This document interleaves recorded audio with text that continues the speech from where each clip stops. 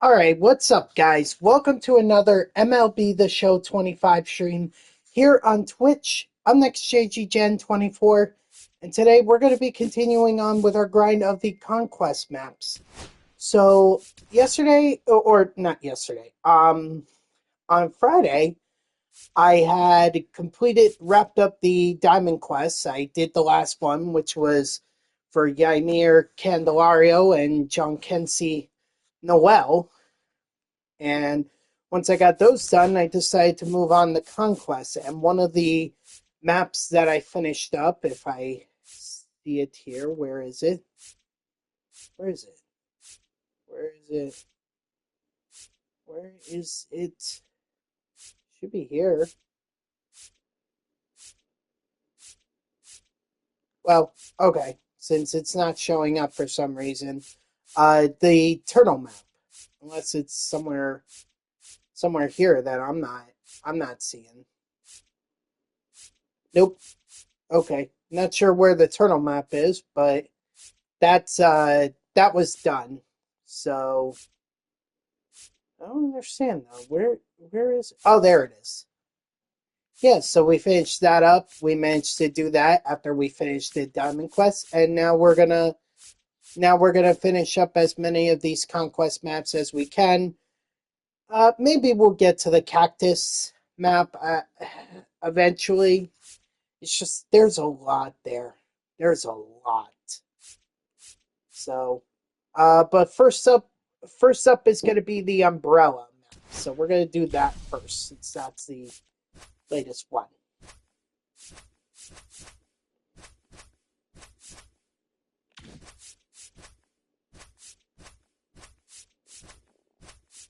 Okay.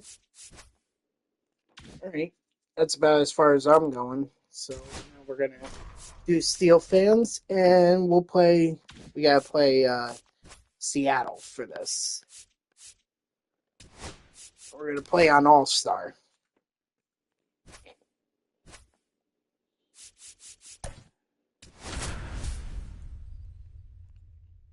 So I hope y'all are enjoyed your weekend. What a weekend it was in the NFL. I mean, Chicago taking down Green Bay.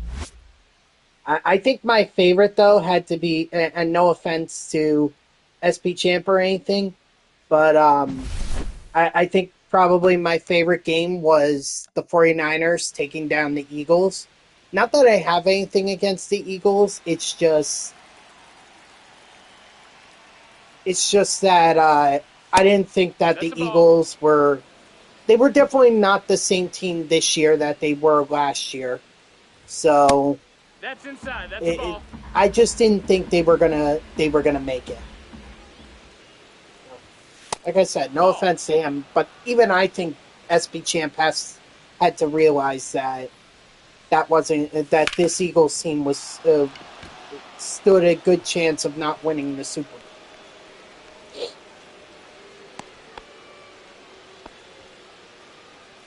But I love the fact that it's wide open.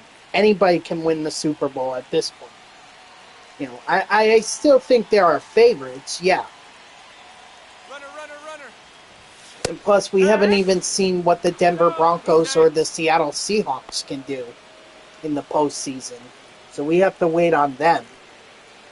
But I mean, it's wide open. I don't know who's even going to be in the Super Bowl.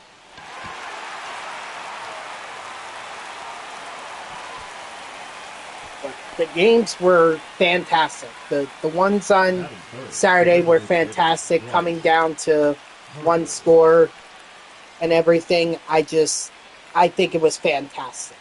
So, Wild Card Weekend definitely delivered in that aspect.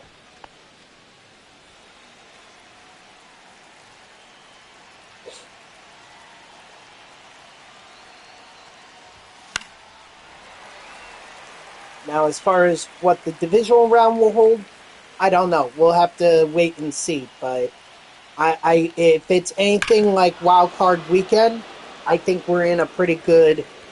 I think we're in some pretty good for some pretty good matchups. Oh, hang on, gotta raise the apple. Now pitching for the Mariners, number 64, Casey. Gotta raise the apple for Bryce Harper. Yeah. Love that. I love that. That little home run apple. Well, of course I'm a Mets fan. I should love it. That is it. The catcher, JT Realmuto. Ball. Oh, it was a pretty good weekend too for my family because my sister's nephew was born. Raise the apple for JT Realmuto. Man, these Phillies, they really like this home run apple. They're envious. They get a bell ringing. We get an apple rising from a hat. 1-1. It's not even a real bell that rings. It's just a bunch of lights. Oh. But yeah, my nephew was born this weekend. My parents and my brother went up to Vermont to go see him, but I had to stay behind because, well, I had to work this weekend, so I couldn't even go. But still, love that my nephew was born. I can't wait to see him. Hopefully, I could see him this summer. Strike 3, set out.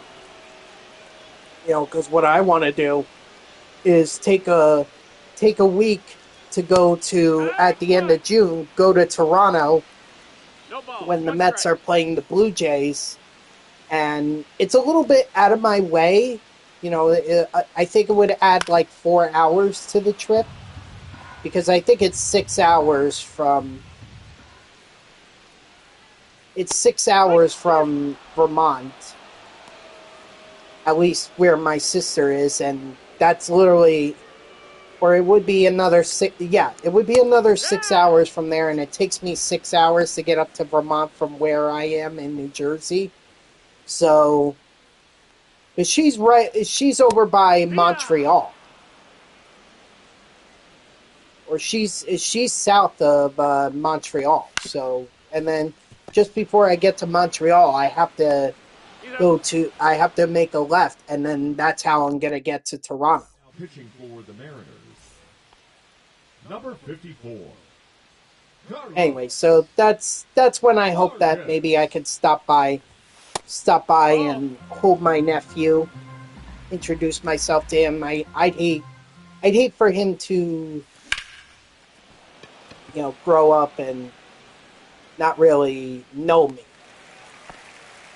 I mean, not my fault that they decided to be in Vermont, but it's not like I could just go up there whenever I want.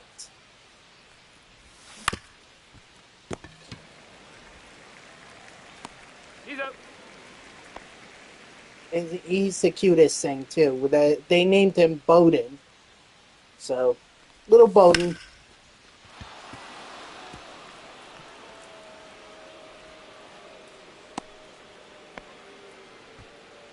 The right fielder, number 3, Dylan Cruz. And for a baby that was 3 weeks early, too. Actually, a very surprisingly normal weight as well, so...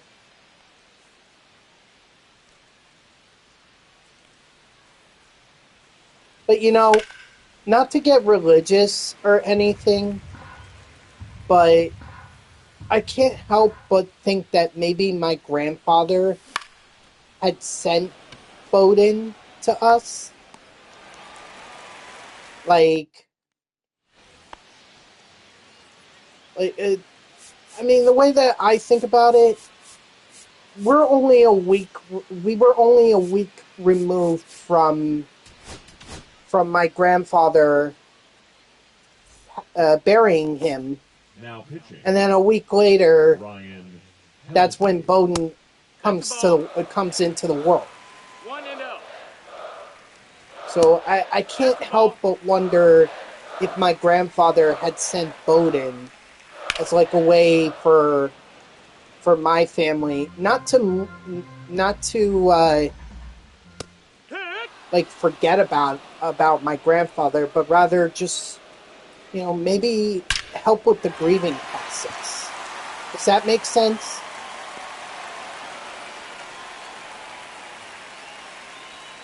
Because I think we're still mourning him and his passing, but I feel like Bowden really brought a light to the family.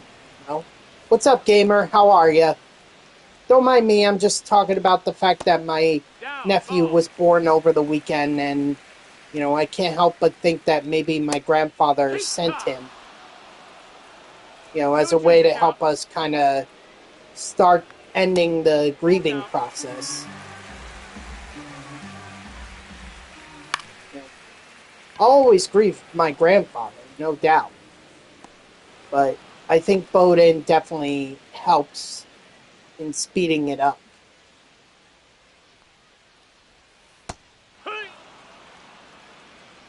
0-1. So maybe my grandfather did send Bowden. I don't know.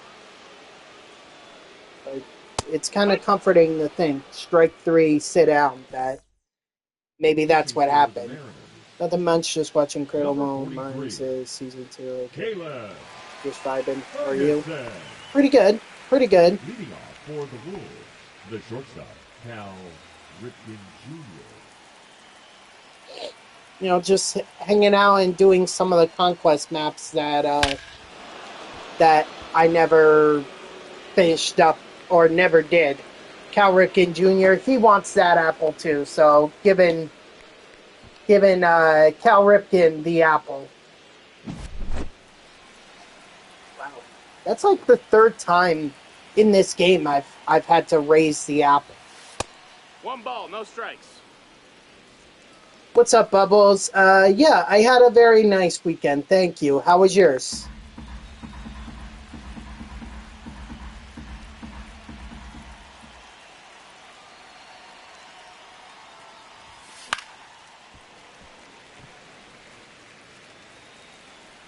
It's good. Busy with the family. Understandable.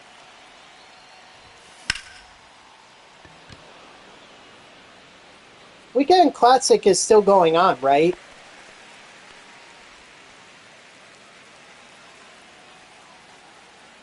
Okay. It's more and more. It looks more and more like likely Bo won't be a J, and you hate it. I hear that, man. Listen, you're talking to a guy who saw Edwin Diaz, Brennan Nimmo, Pete Alonso, and Jeff McNeil all leave the Mets this offseason, and right now the Mets don't even have. They have done very little moves. So.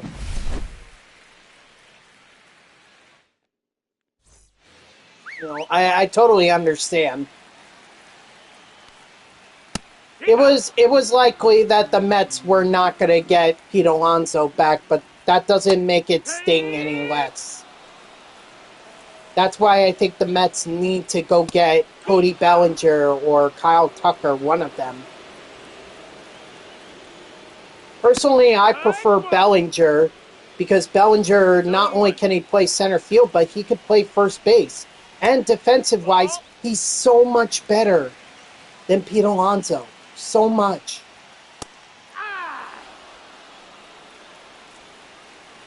I don't know. That's certainly one that you're upset about.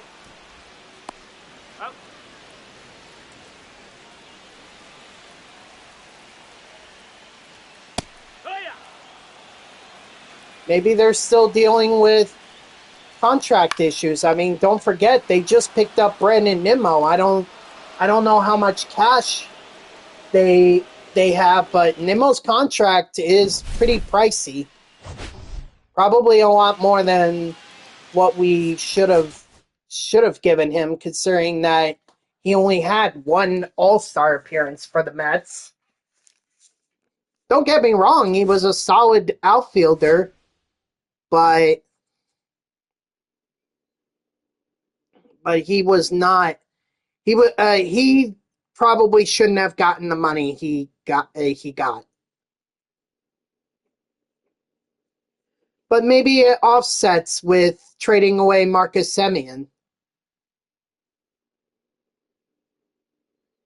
Oh, I'm not worried about this season being saved. In fact, I fully expect this season to be an absolute, excuse my language, an absolute shit show. I totally expect it.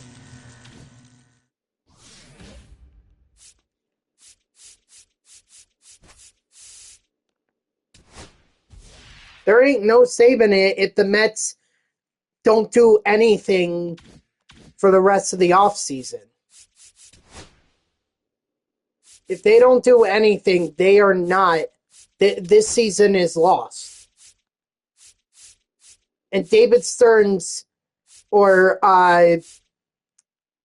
Steve Cohen needs to go to David Stearns and say, either you better have a strategy or consider yourself out as GM.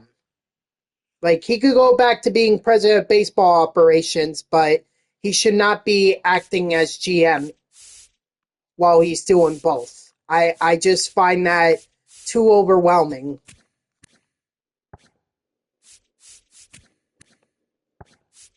Okay, 1398. Jansen. Wait, Darren O'Day.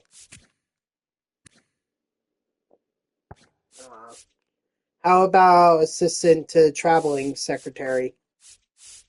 He could do whatever he wants, as long as it's not GM. Oh, yeah. See, I didn't get that because I don't watch. I don't watch Seinfeld.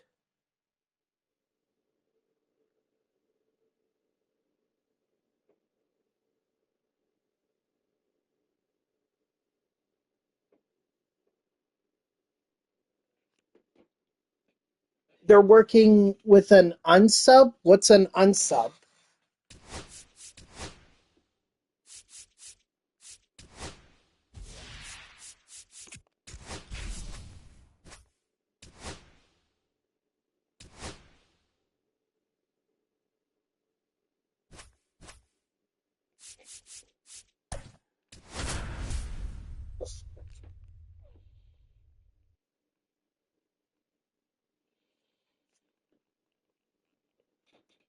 And I would just like to remind...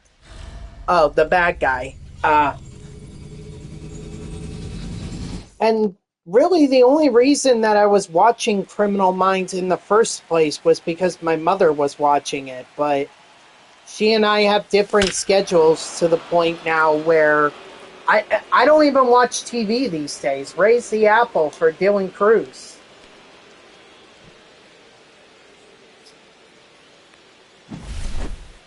I don't even watch TV, so other than whatever's on at work.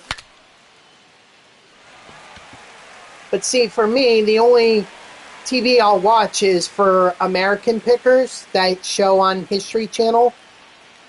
But the thing is, I don't like the new season, or I don't like the new episodes, because my biggest thing is they don't reveal how much they're valuing some of the items that they buy. And I'm really interested in that. That's what I liked about the older seasons. So,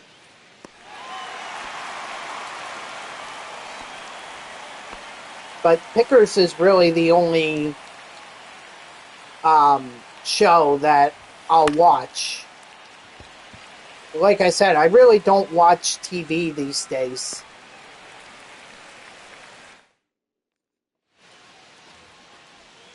So me watching Criminal Minds, like that hasn't happened for years. Ball outside. I'm talking like pre-COVID-19 pandemic years.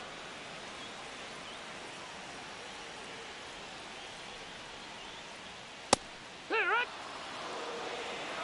1 and 2. I mean, maybe at the gym, I'll watch like, Ball. you know, whatever's on the screens, but that's just because I need a distraction. I can't look at the timer on the elliptical or the treadmill for the entire time I'm on there. Strike 3, sit out. You watch it on Disney Plus.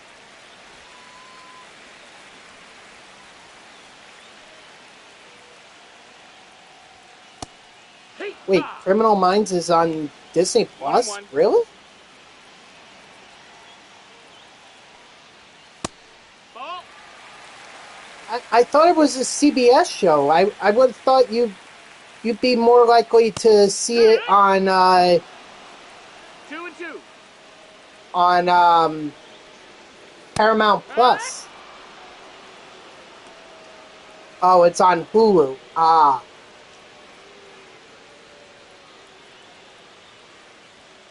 Heat. Ha.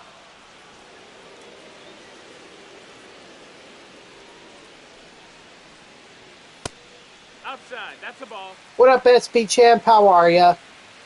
I mean, aside from the fact that the Eagles were eliminated. Here. 1 ball, 2 strikes. Because I'm willing to bet that you're pretty bummed out about that. Strike 3, sit down. Now pitching for the Mariners, number 83, Edward. Oh, good. Bosardo. Did they all remember you? Were they like, oh, you're back? All right, raise the apple for JT Realmuto.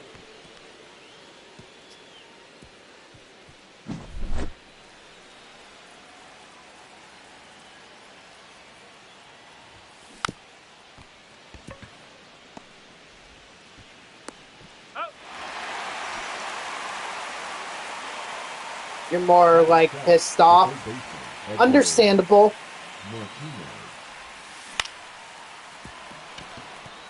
I mean, look, the 49ers were no pushovers. Christian McCaffrey is unbelievable. And I know that because I had him on my fantasy team this year, and there were times where he saved it, or he won me fantasy games. No doubt about that.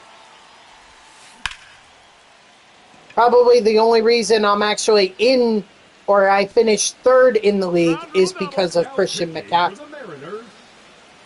Number 64. That's how the 49ers need to. That's how they need to. If they want to win games, they got to run it through Christian McCaffrey. Especially the fact that now they don't have George Kittle. But if they want to win, let Christian McCaffrey cook. CMC, he is him. CMC is him. I'll put it that way.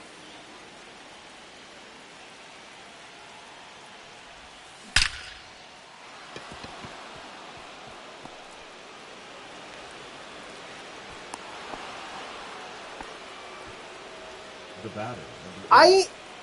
I feel like this is going to be Juan Soto. I feel like it's going to be Soto.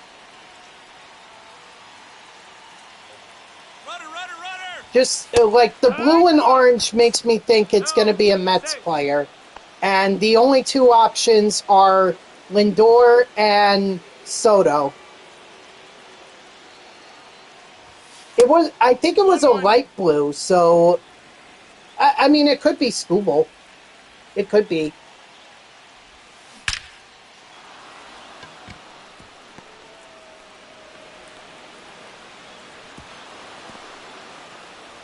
But the thing is, like, they need someone who's really marketable to be on the cover of MLB The Show. And no offense to Tarek Skubal, but Juan Soto is very well known. Raise the apple for Bryce Harper. Now pitching for the Mariners. I just hope I don't end up breaking the spring on that, because otherwise I'm never going to be able to raise up the apple. It's a curveball. It's going to be Ohtani and his dog. That's a ball. That would make it, what, the second time for Ohtani? Although he'd be in a Dodgers uniform, so first time he's a Dodger, but it wouldn't make sense why they would have the 26 raise the apple for Vinny Pasquantino. Yeah, I'm going to break this thing every time I raise the apple.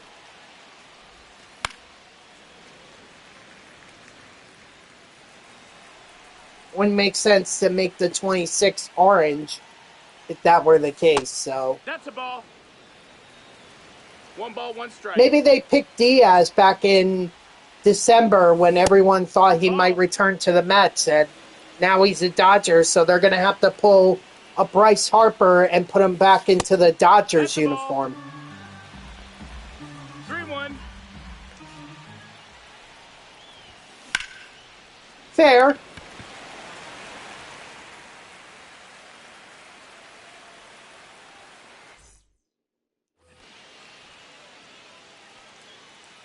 Fair. It's just, you know, I have to think that there's a reason they put the 26 in orange. That's a ball.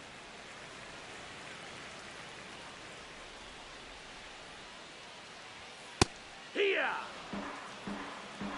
1 and 2's the count.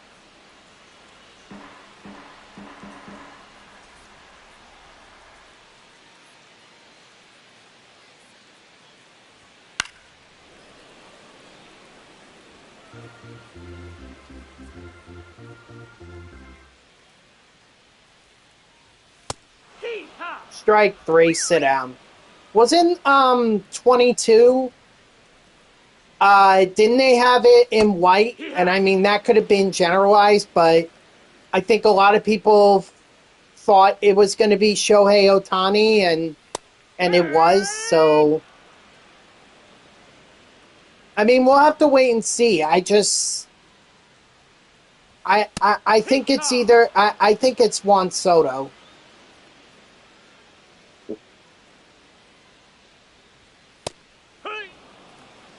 Okay, well, we'll see.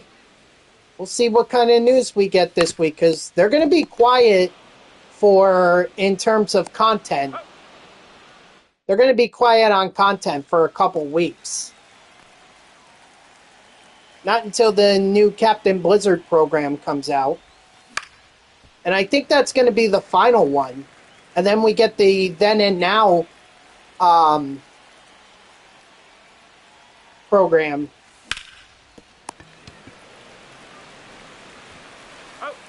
I'm just hoping that there's enough of these Conquest maps that they can keep me busy until the end of January. And then I guess we go from there. Because I'd hate to not stream certain days because there's no content or there's nothing for me to do. That's a ball.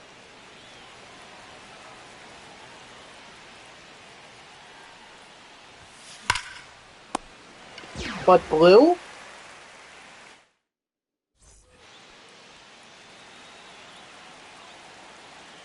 I mean, we'll see. I'm gonna go with it being Juan Soto. So that's who my guess is for MLB The Show 26 cover athlete. Ball. 1-2. And think about it, the Mets have not had a cover athlete since MLB 07 The Show with David Wright.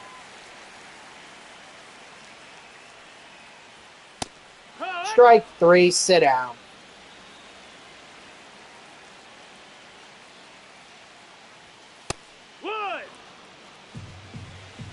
0 balls, 1 strike.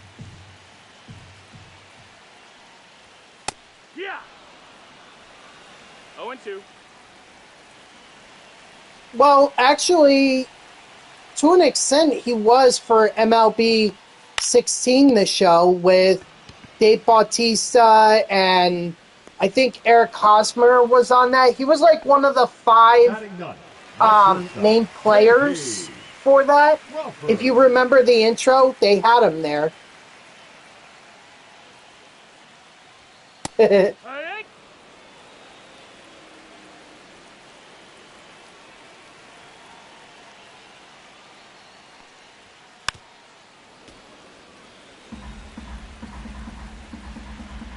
Maybe it's Kyle Schwarber. Maybe that's the compensation, strike 3, sit down, that MLB is trying to provide Schwarber or Raleigh for not winning MVP, for it going with, or going to Ohtani and Judge. Maybe that's the compensation.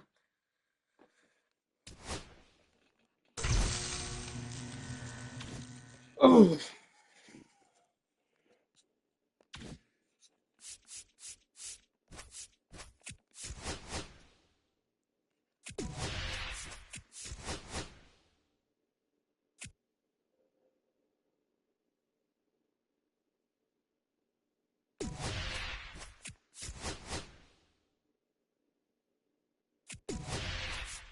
If you just get the digital copy, you won't have, well, you're going to have to challenge him in order to get into the game.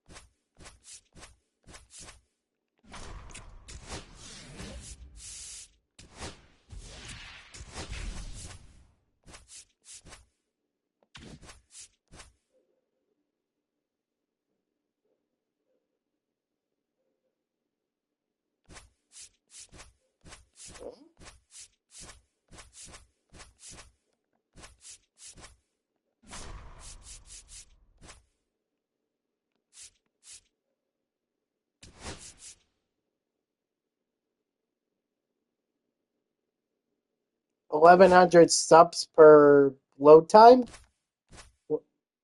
I'm sorry, I'm a little confused by that. Oh, I see.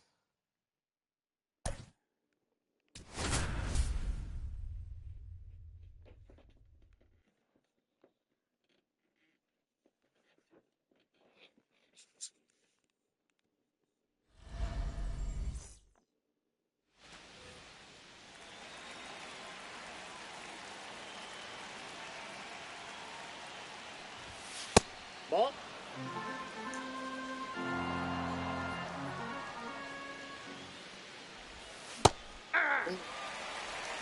1-1. I didn't even think it was on the PC. I thought they did away with that after MLB The Show 22. But I guess not.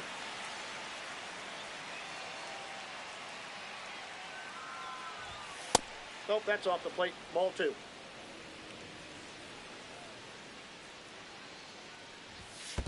Three and 2. Actually, if...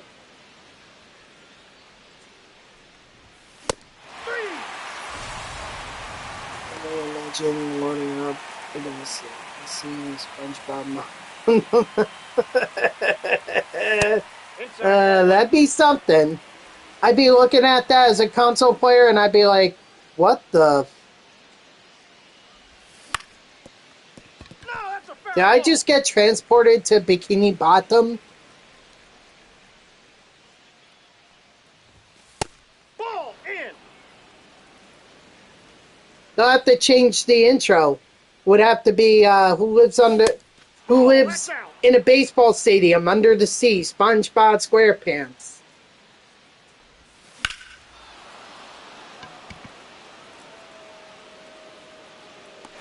Oh yeah, I know which one you're talking about. Yep.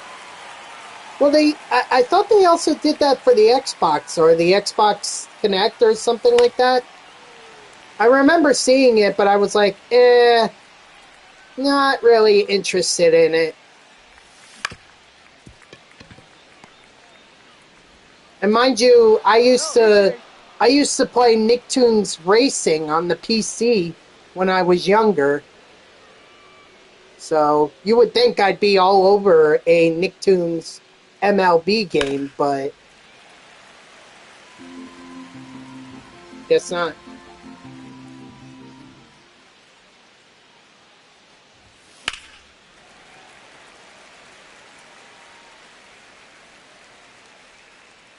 Focus on pitching, unlikely Ball to one. pursue additional darts. It could be expensive, yeah. So, okay. I wish the Mets would focus on pitching because Ball. That pitch is out. I really don't know who they've added. I'd like to see Framber Valdez or Ranger Suarez.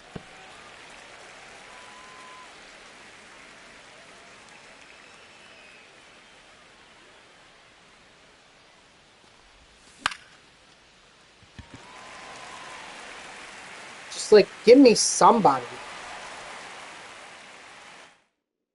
Dene Colombe? Or Colombe? I think he goes by Colombe, but I'm not sure. Hey. 0-1's the count.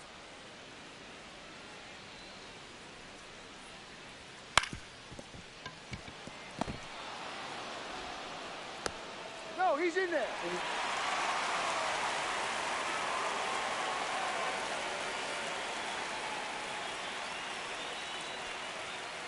Ball. Counts 1-0. What team was he on? What team was Colombe or Colombe on?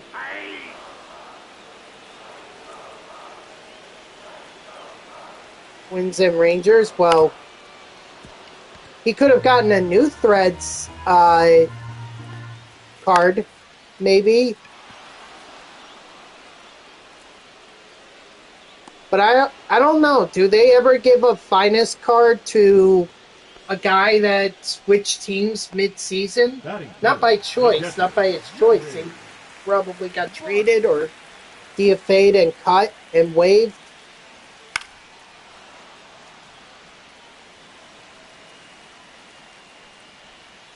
Yeah. No balls, 2 strikes. True.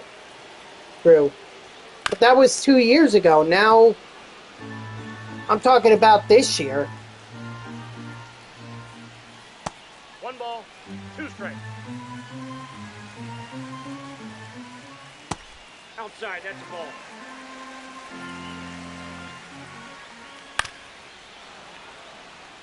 Oh my God, Joey Bart. I only have 1 out. Strike 3, sit down. Thank you. You persistent son of a gun.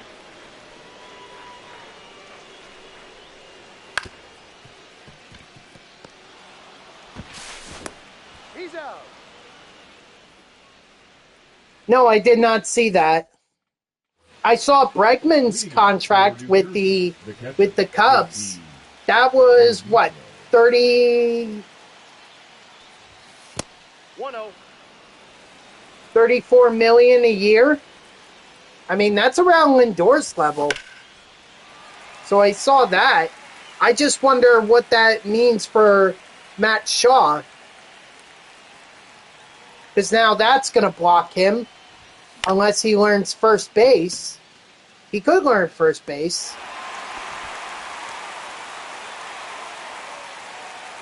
That is good. The left fielder, Davis Snyder. You only want Belly so you can be the New York Yankees. I got 1 ball, 1 strike. Well, I guess the philosophy or the old saying rings true. If you can't beat them, re-sign their old players and hope for the best.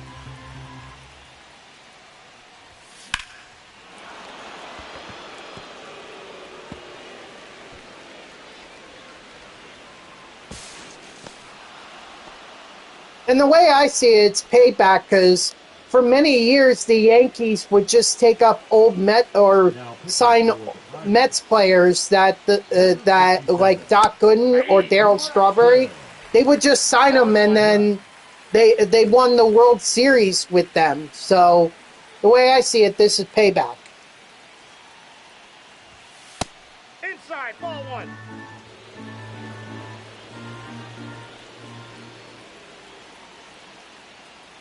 Well, no, because you would still have George Springer, and he was never on the Cleveland Guardians.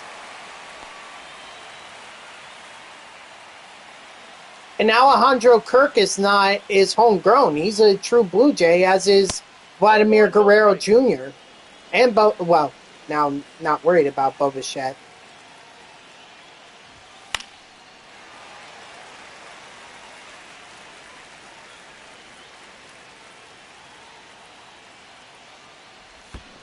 Hey, 2. 1 ball, 2 strikes.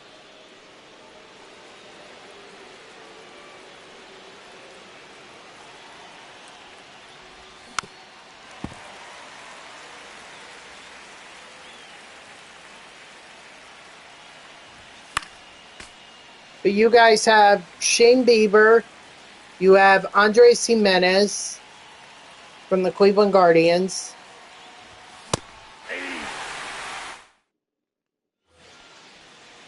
Who else? Now pitching, Jacob Mizorowski. Nope, that's down.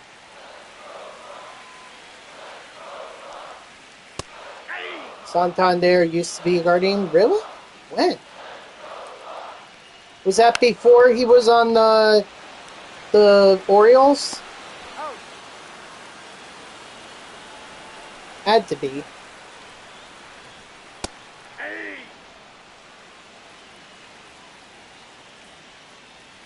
Hey.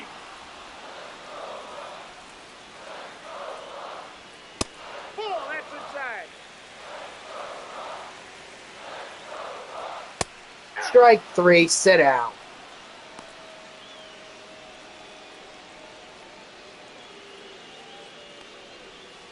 Hey. 0-1's the count. Oh, well, that doesn't really count. Ball, that's out.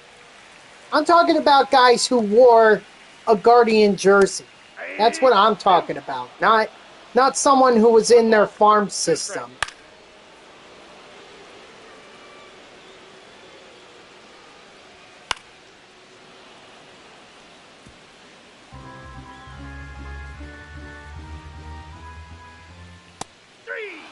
Strike 3, sit down.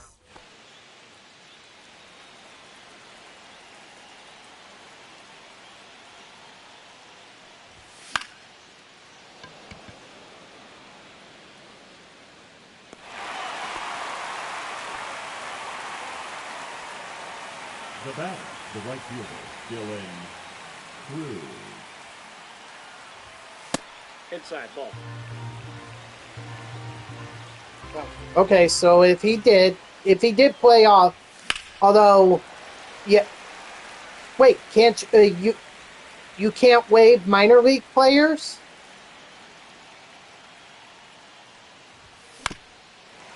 Or you just release them?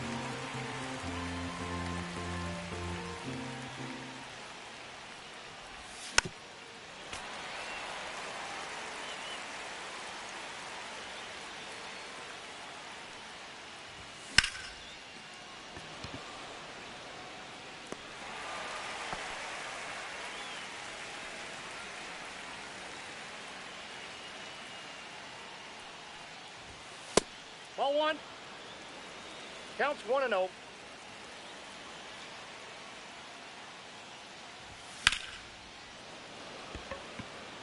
Ah, darn it. Looks like I have to force extras.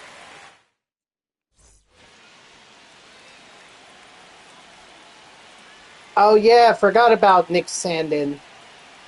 Well, truth be told, I never really thought about him. But I do remember him being on Cleveland I got a ball, or one strike. with Cleveland.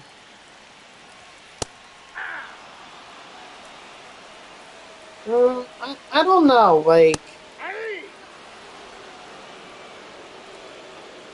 I mean, you can make the argument that the Mets are trying to be the Yankees because of all their players. They've got freaking Clay Holmes, Aye. Juan Soto, No balls, two strikes. who was 3. Now batting. there was a second trade baseman, they not this year. Gonzalez. They had Severino. Don't forget about Severino, but that was 2024. Oh, Miles Straw. Ah, okay. So then you have a lot more. Okay, then then your claim of the Jays trying to be the Guardians is acceptable. Strike 3, sit down. Now pitching for the Pirates. Of course, there was, Marcus. Well, actually, Marcus Stroman played for the Yankees after the Mets, that's a ball. so that doesn't count. 1-0. But Curtis Granderson, Bernie Clement was. I did not know that. Curtis Granderson, Dellin Betances. We had Todd Zeal. Actually, maybe Todd Zeal. I think Todd Zeal was on. I think he was on. Yep, Cano. Cano, another one. Yep.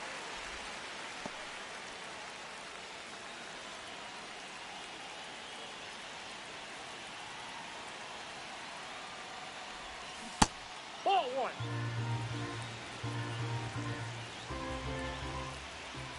Gary Sheffield. He's another one.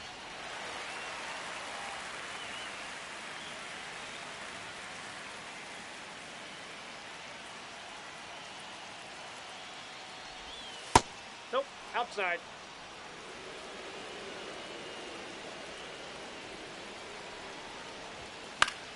Wait, didn't the Mets just sign Luke Weaver? Yeah, I already mentioned Severino. Count's full. I saw his complete game last year. I was in attendance for that. That may be the best pitching performance I've ever seen.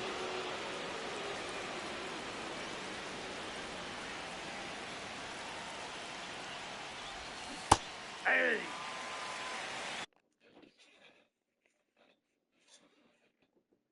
Did Luke Weaver sign with the Mets? Okay, I found this on the Yes. web for Did Luke Weaver sign with the Mets? Check Yeah. it out. Yeah, Luke Weaver Mets agreed a two-year deal.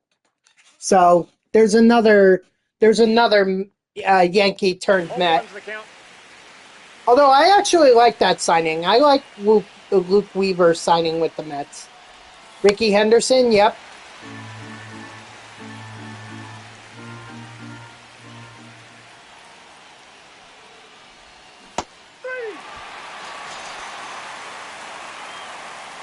Carlos Beltran. Well, Beltran was on the Mets, then he went to the Yankees. So I'm talking about guys who were on the Yankees and then went to the Mets. That's what I'm talking. Ball 2.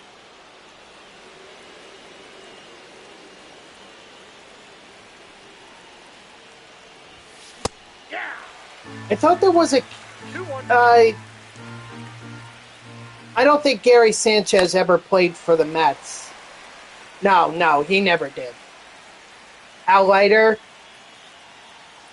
Yeah, but wasn't he on the Mets before he went to the Yankees? I thought he played 1 year with the Yankees and then went back to the Marlins. And that was like 2004, 2005.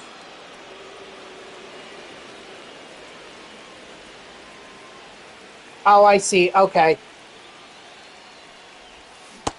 Oh, okay. So, yeah, he was on the Yankees and then went to the Mets. Got it. Got it.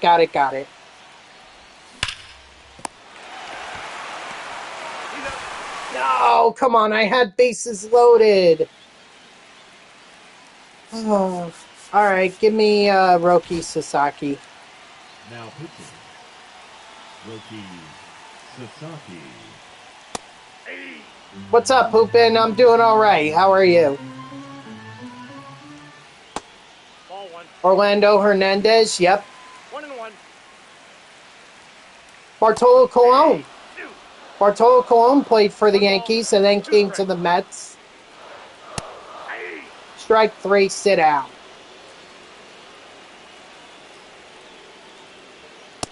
Ball, that's upstairs.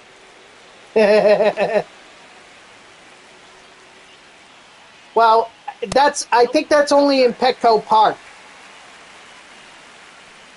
Because he never did it anywhere else.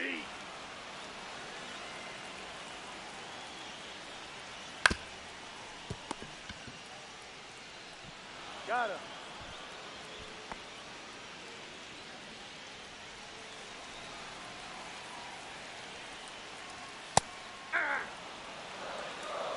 Oh, one's the count.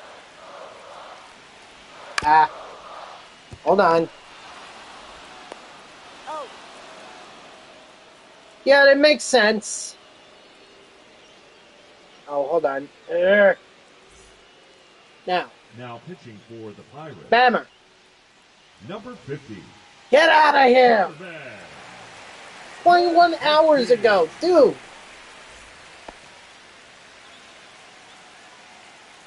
Wow, sad.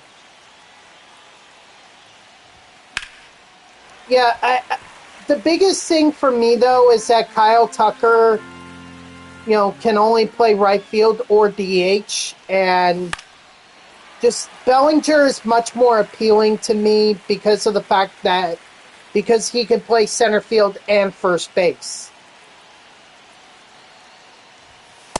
Ball.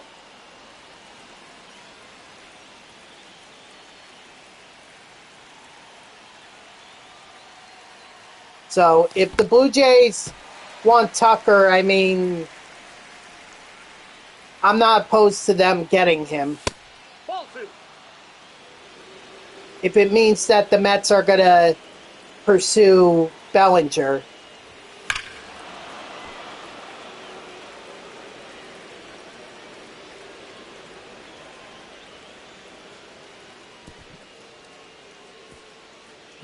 Ooh.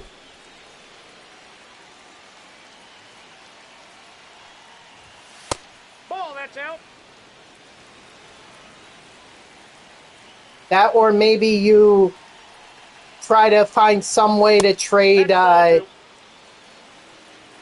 two. trade balls, no Springer. I know that sounds impossible, but He's out. the Rangers were able to dump Semien on the Mets. Dylan Cruz.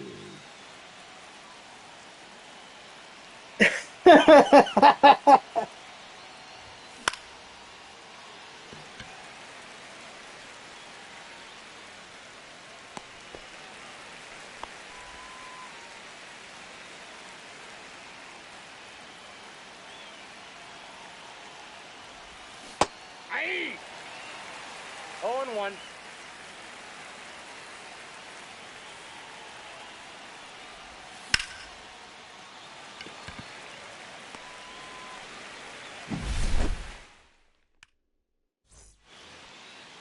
Leading up for the Pirates, the third baseman, Jared Triolo.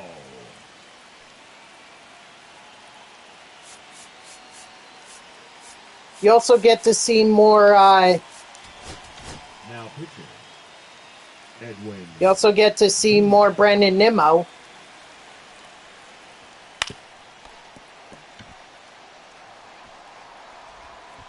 No, he's safe.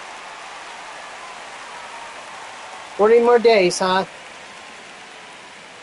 Gosh. Aye. See, Hoopin, I'm not excited about this baseball season unless the Mets make a signing. And they have to sign somebody. Strike 3, sit down. Otherwise, I pretty much view this season as meh. Oh yeah, forgot about Devin Williams. Nope. That's That was another one, gamer, that we didn't even think about. Devin Williams.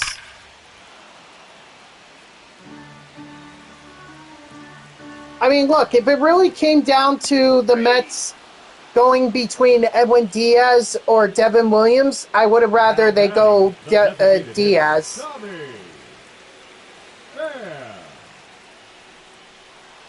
Adam Ottavino, yep, another one. Oh, we know about Luke Weaver. We already mentioned him.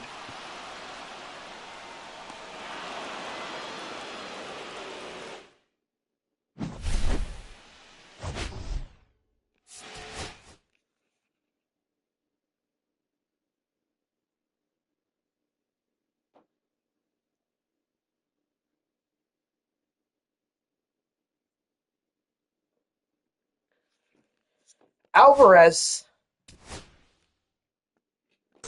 Alvarez is probably going to be our it should be our catcher.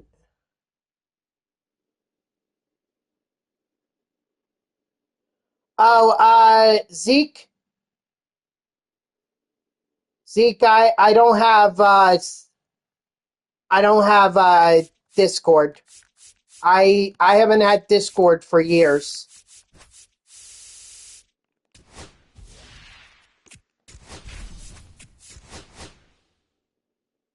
So, sorry. Gotta pour cold water on that. I mean, if you want some tips, feel free to ask questions. More than happy to share some tips.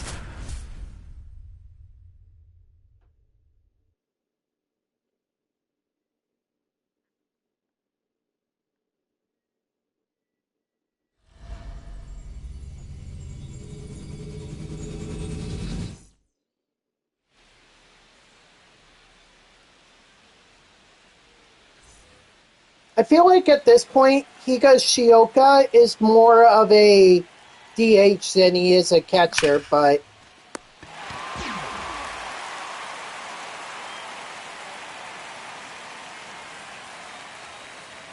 yeah, that was a pretty interesting trade. I actually almost forgot that happened.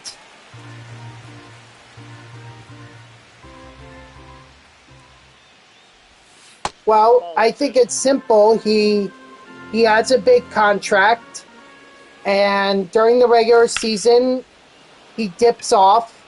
Postseason, he's fantastic, but does a team really want a long-term contract that's gonna cost them for a guy who's really known for his postseason heroics?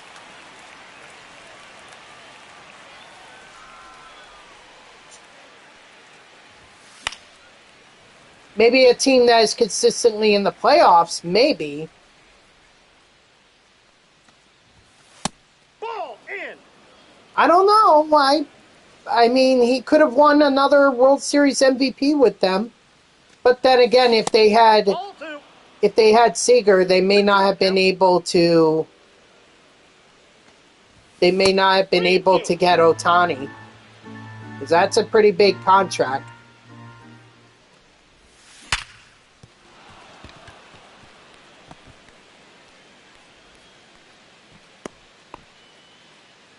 I mean, Mookie he's dropped off quite a. He has dropped off from what he was in 2020 and 2019, but it's not like he was bad his entire outing with the Dodgers. He was pretty decent.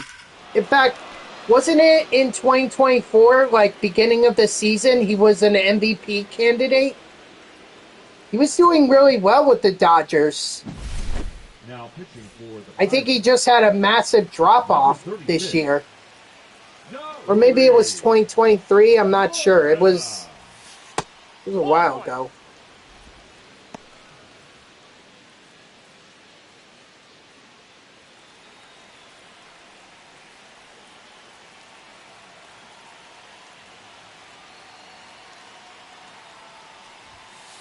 Ball. That's inside.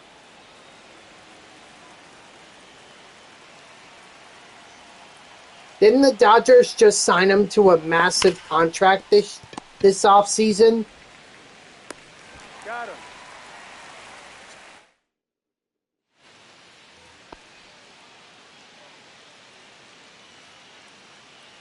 Or was it last offseason that I'm thinking about? Hey.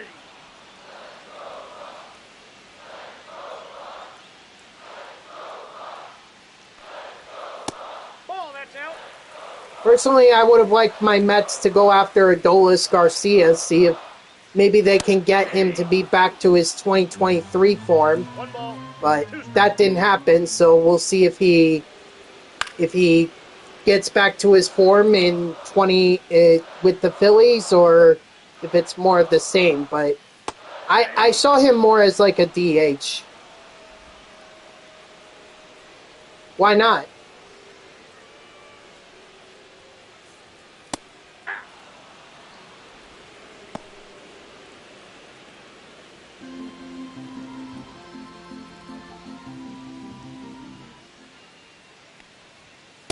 Nope, outside.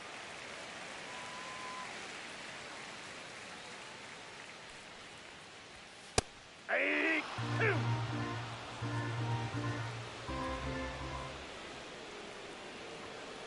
Three.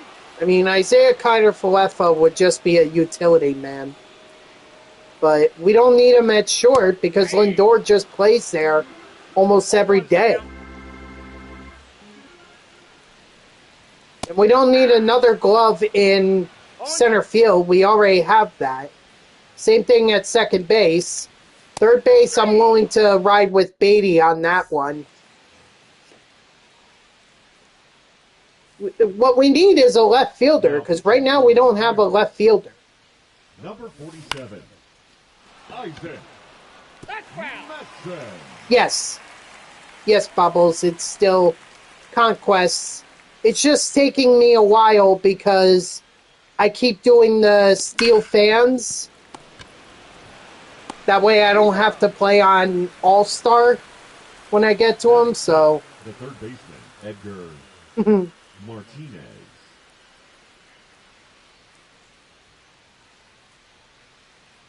Alright, so you said that the Phillies signing Adolis Garcia made no sense. Why does it not make any sense?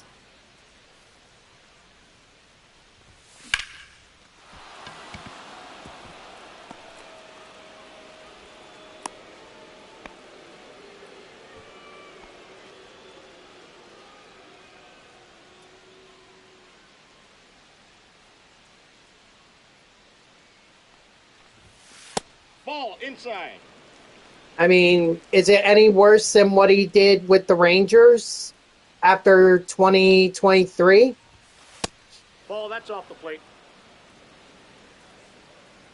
See, I think this is a good match for him at least, and for the Phillies, because the Phillies need a power right-handed bat, and that's what Adolis Garcia is. And also, Garcia is playing in a very hitter-friendly ballpark, so that might be more in tune with him as a batter than Globe Life Park is.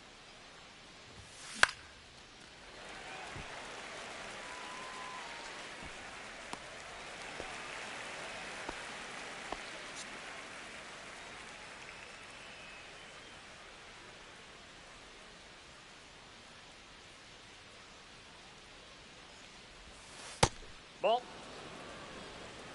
Counts 1-0. I mean, look, you're just getting into it. It's fine. 2-0.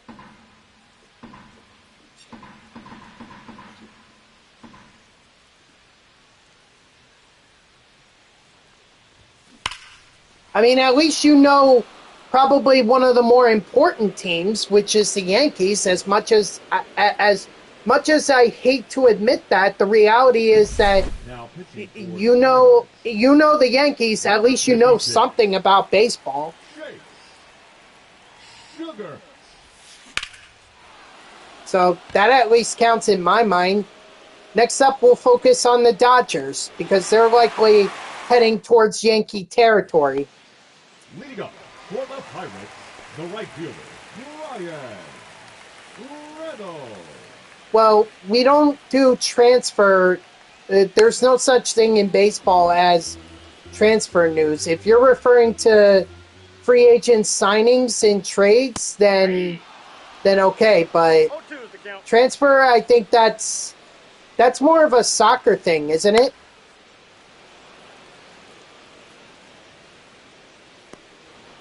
It's a thing in college sports as well. Like athletes will transfer schools, but that not really baseball. 0-1. But don't feel bad, Bubbles, because honestly, there's really not a lot going on right now. 2 strikes.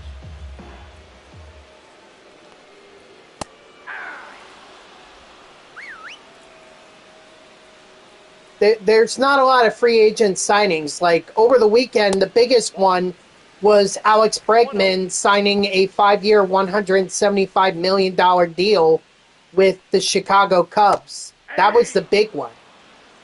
And that's been the biggest one, I think, since Pete Alonso signed with the Orioles and the Mets signed, or the Dodgers signed Diaz.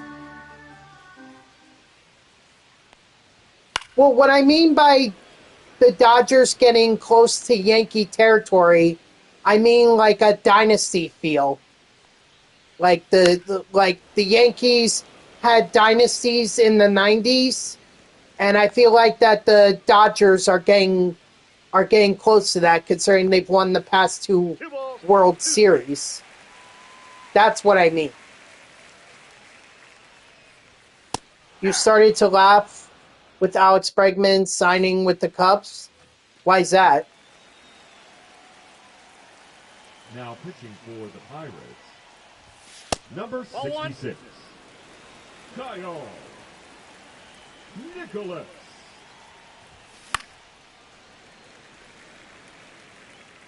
Oh. When I heard that signing, I'm like, what does that mean for Matt Shaw? Because now he's not going to be able to play third unless the Cubs decide to make him a DH, make Bregman a DH. I was thinking maybe the Cubs would make Shaw more of a first baseman.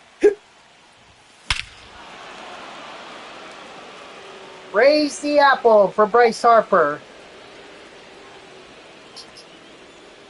He wants to get traded to the Yankees.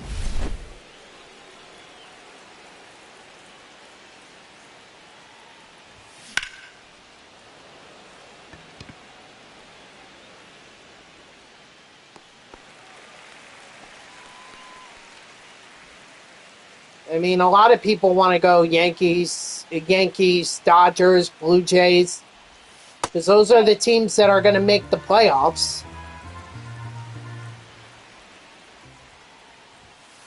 That's ball 2.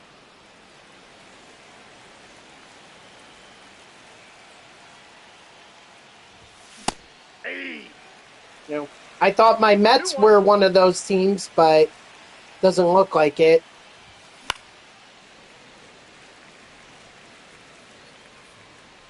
Yeah, I agree. We got to see where Kyle Tucker goes. He's probably going to be the next big one.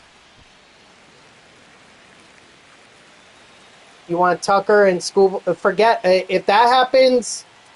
I mean, not only are the Dodgers winning the World Series this year, but that's probably going to be a lockout that cancels the 2027 season.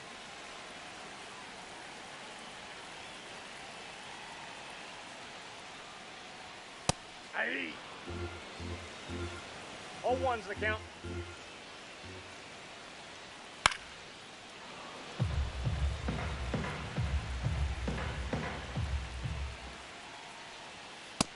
Ball, that's just out.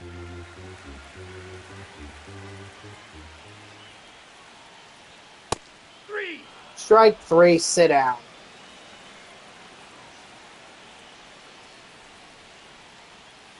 Hey.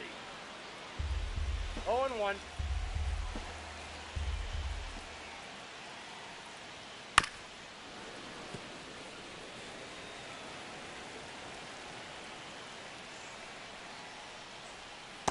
1 ball, 2 strikes.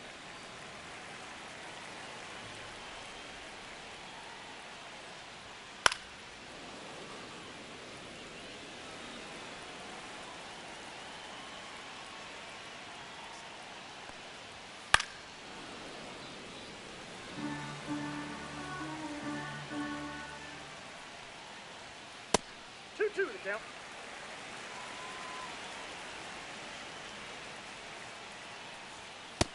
Strike 3, sit down.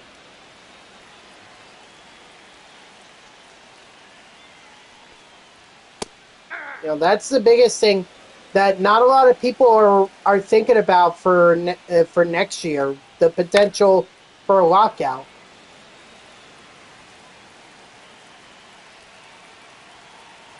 You mean they'll join the Jets as well? I saw Devontae Adams' comments taking a swipe at the Jets.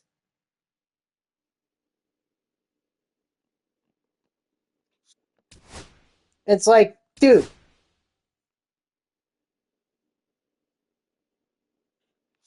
how are we way better? I right now we don't have a quarterback, and we're likely not getting Mendoza because the Raiders want him.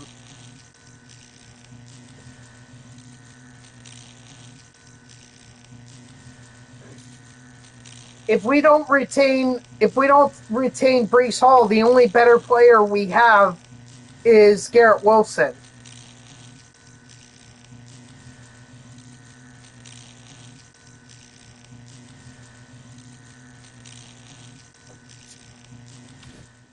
Yeah, the injuries pretty much piled up for the Colts, and then it was just downhill from there.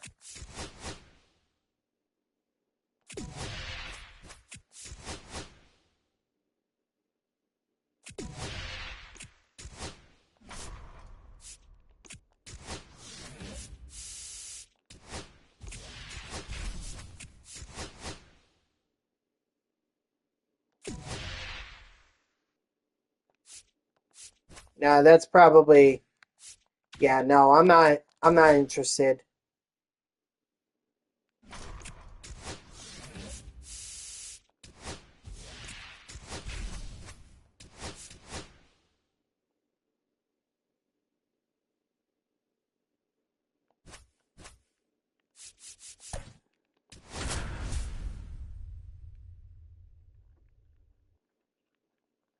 I mean, if it's scripted, then the Jets have really done something to piss off NFL Commissioner Roger Goodell, because they haven't been to the postseason in close to 15 years.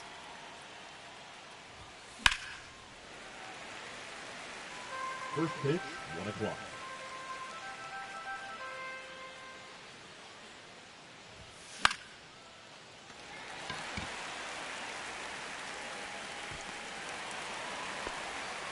And they haven't even been to the Super Bowl in more than 50 years. That's a ball. Coming up on 60 at the end of this decade.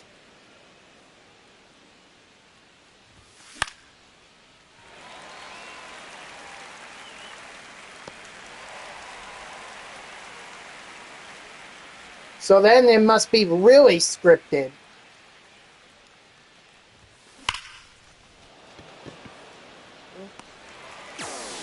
That's what we get. We draft Joe Namath. He guarantees a Super Bowl, and then the Jets are pretty much cursed for the next 60 years.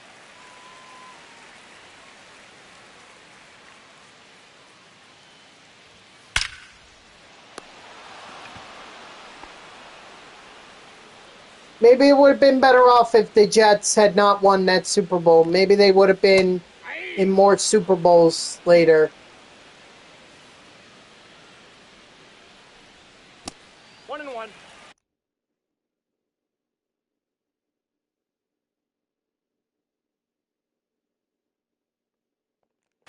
No, listen. I think even Eagles fans had to figure that they had a shot at losing this, One or ball, the two 49ers strikes. had a shot at winning. Even I felt that way. Three. I was like, this Eagles team is pretty good, but then they made some defensive mistakes, and I was like, this is not the same team it was last year. You saw it until they let go of Rodgers.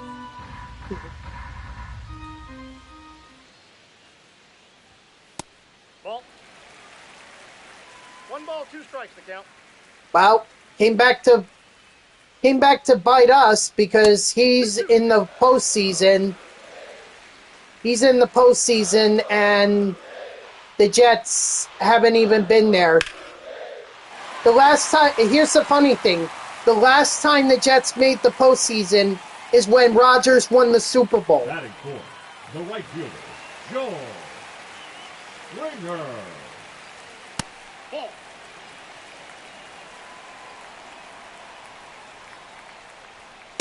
Hey. I got a ball, one strike. Yep. One ball, two strikes. To be fair, they should have been there in 2015, but Fitzmagic fizzled out against Buffalo. I mean, they should have been there. That was a waste of a dynamic duo between Eric Decker and Brendan Marshall. That should have been the team right there. Ball, that's out.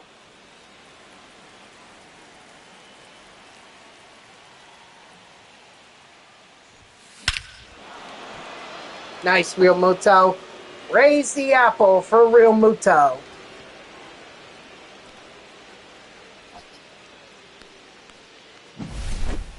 Now pitching for the Blue Jays, number 93. Yeah, I know, Bubbles. I did it. Garcia. I'm more conscientious of it. Or I'm trying to be more conscientious of it. I mean, they're saying too, and then afterwards, tell me that's good. I don't know. I mean, you guys had injuries. Sauce Gardner, Daniel Jones. Y'all had some pretty big injuries. Like, take it from a Jets fan. We were 8-3 with Brett Favre in, what was it, 2009? No, 2008. 2-1. And he gets hurt, and then the Jets lose 4 of their last 5 games to miss out on the postseason. To Miami Dolphins, who had Chad Pennington at that time.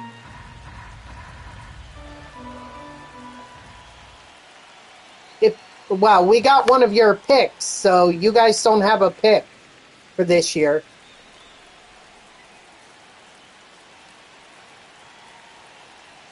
Only thing good about it was the fact that we had a high draft pick at number 2. But, I mean, if we just didn't win against Cincinnati or Cleveland, if we had just let them run all over us, like, we could have had the number 1 pick, and we'd have Mendoza. Ball, that's just out.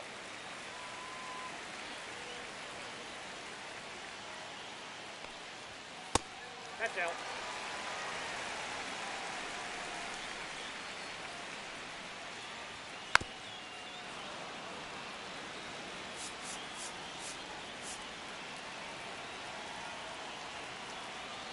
Maybe.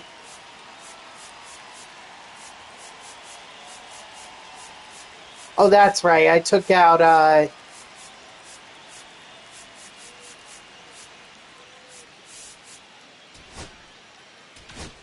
that's right. I took out Now pitching, Helsley for Milton. Hey. Sasaki. 2 balls, 2 strikes.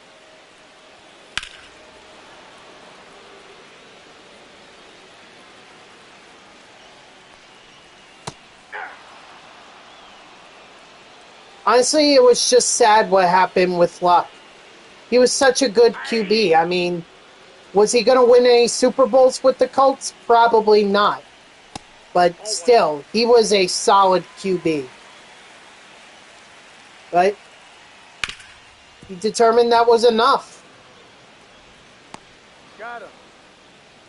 Pinch hitting for the Blue Jays, number 38, Nathan Lucas.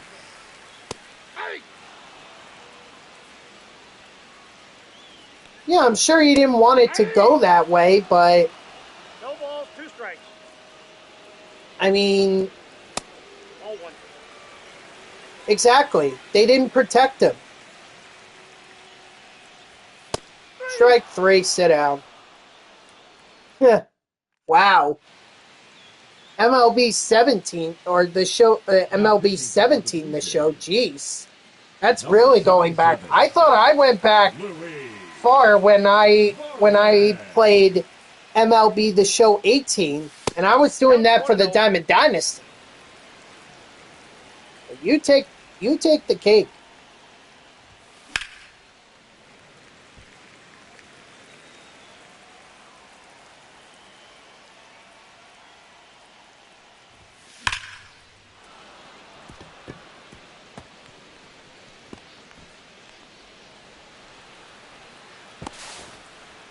See, everyone said that was the best MLB The Show game in a while.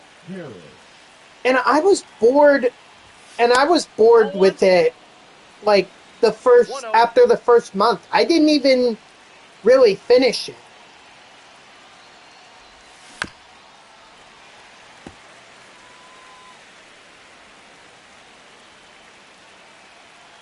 I'll say that MLB The Show 23 was definitely my favorite. Followed by MLB The Show 19, MLB The Show 18, 21. I enjoyed 21. I'd throw 25 after 21, but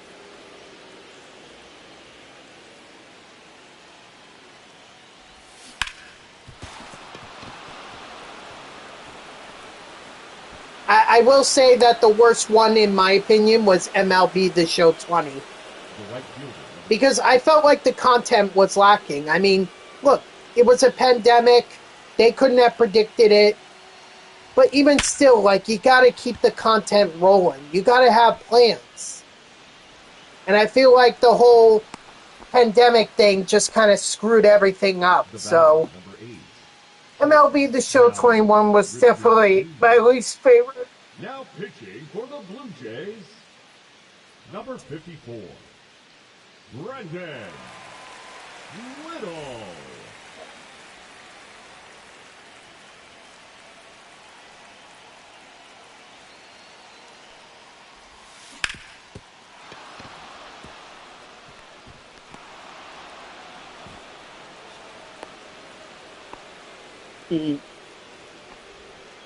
Is the extra $30 worth early access? I mean, you get it a week early. It's still all the same. So that means you get a bit of a head start on Diamond Dynasty.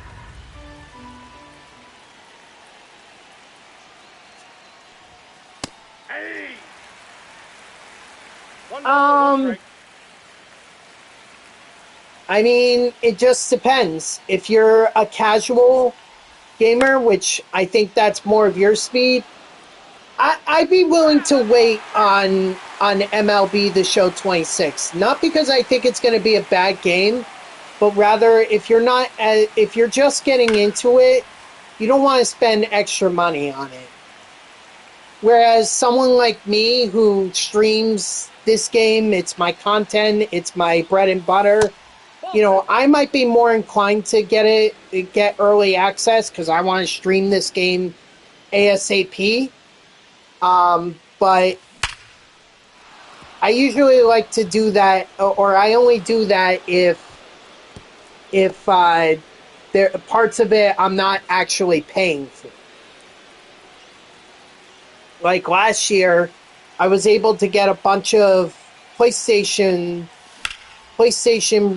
money because through my credit card company. They had the reward system, and I had enough points. I had more than enough points for like MLB not MLB, but PlayStation money, PlayStation Store money, and I used that to basically buy the game. And I figured, you know what? If I'm gonna pay, or if I'm gonna give this much, I might as well get early access.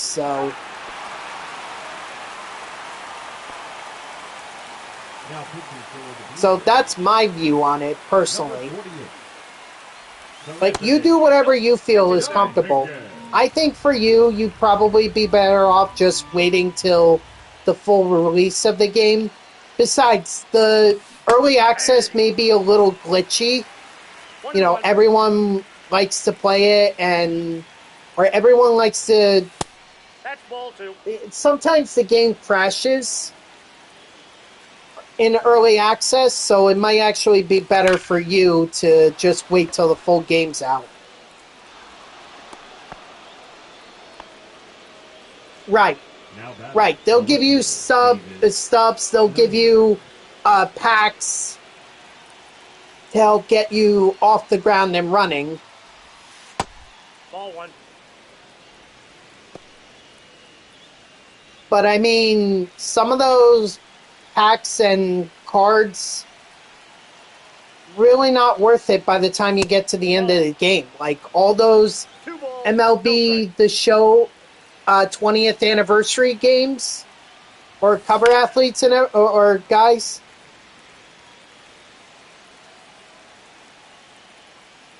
Like those guys were obsolete by the time by midsummer, really, because all the 99s were out. So no, unless you were building an all team squad, you weren't really going to use those MLB The Show guys. Even Ted Williams was outdated because of his 99 card.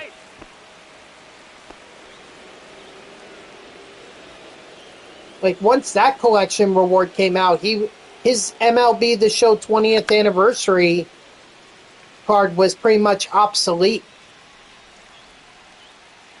Even Guerrero Jr.'s card, or I'm sorry, not Guerrero Jr.'s, Guerrero Sr.'s card was obsolete once the 99 Vladimir Guerrero card came in. Unless you were an Angels fan. If you're an Angels fan, then you love that card. But actually, I think his 99 is Angels. I have to look. Might also be Expos / Nationals. Right, but I think Coopin's right, Bubbles. I think you're better off just getting the standard edition. You'll get stubs. There's no doubt you're going to get stubs. And you don't even have to buy them. You could just trade or you could just trade cards. Early on, you definitely want to be trading cards because that's when everyone's trying to complete all the live series collections, get the 99 collection reward and everything, so all the prices are jacked up.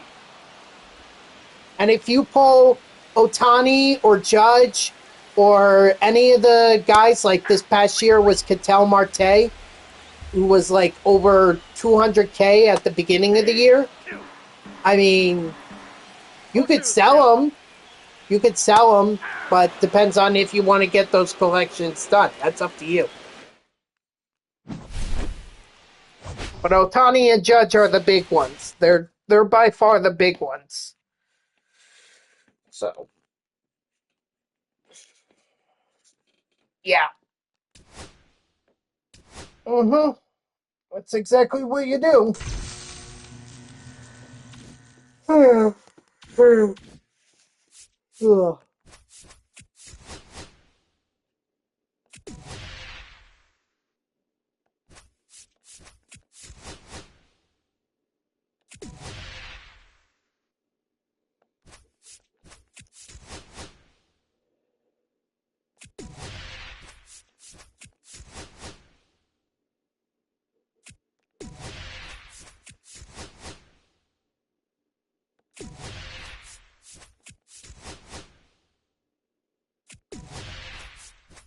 I mean, at this point, I don't think you need to. I wouldn't worry about playing ranked unless you want to make some progress. Well, you certainly don't want to be playing ranked now because you're going to go into Weekend Classic and those games are going to be sweaty. So I'd rather just wait till this is over. That being said, if I were you, I'd just stick to the event, the Forever event, because you go up against common pitchers, and you could have an all-diamond squad. You're going to be player or stadium locked at Coors Field, which is a great place for batters. Free entries, 3-inning games, all-star difficulty. So I think you're better off going here. And as far as ranked goes, like, you could pick up World Series packs and Battle Royale packs. These are all pack cards from earlier in the year. So you could pick all these guys up if there's anyone you specifically want in these packs. But you don't need to play ranked at this point. You could just play the event.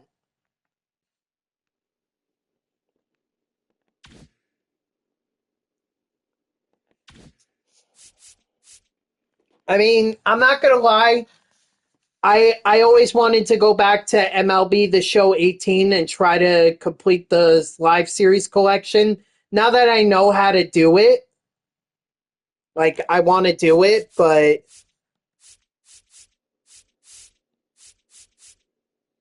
my thing with MLB The Show 18 was the fact that it was completely random in terms of your pitcher. So there was no guarantee I was going to end up with the pitcher that I wanted. That's the only thing I don't miss about the old MLB The Show games. MLB 18 was hard to complete. Yeah, because you were grinding for those 99 guys.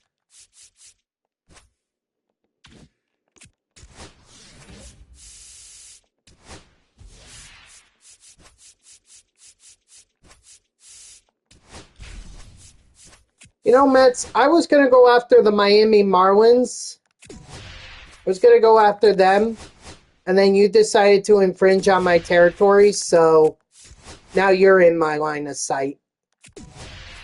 Nice job, dick faces. Could have been spared. At least till the very end, but...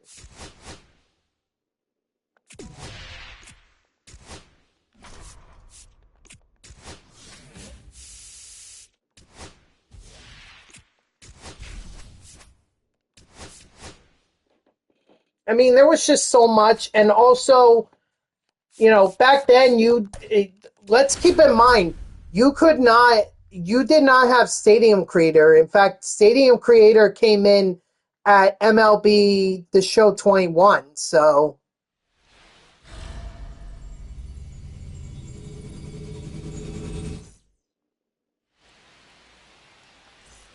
So it's not like it was easy to complete those programs. Like, there was the one where you had to get doubles with bronze veteran Mike Piazza. And then back then, in that game, it wasn't enough just to do the stats. You had to collect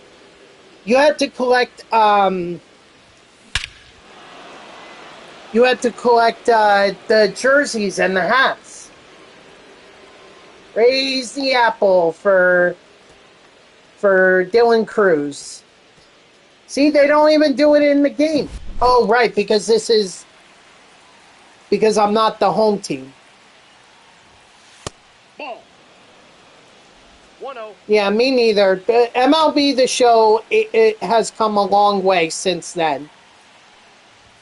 Don't get me wrong. I enjoyed MLB The Show 18 once I figured out how I was supposed to grind these or grind the programs.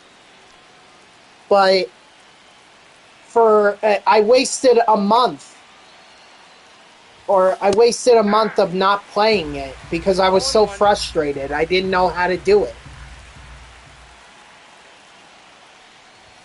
a month or two. And actually, that was around the same time that I was graduating from college, so my life was changing. I really didn't have much time to be 2-1. playing MLB The Show 18.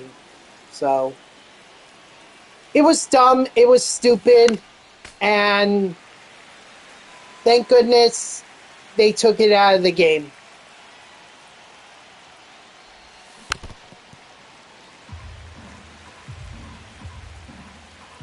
And now it's just simpler. 3-2.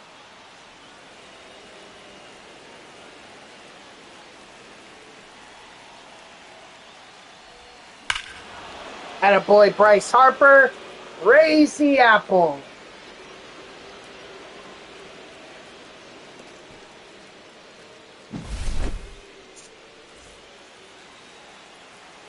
Now pitching for the New York Mets, number 71, Tyler Rogers.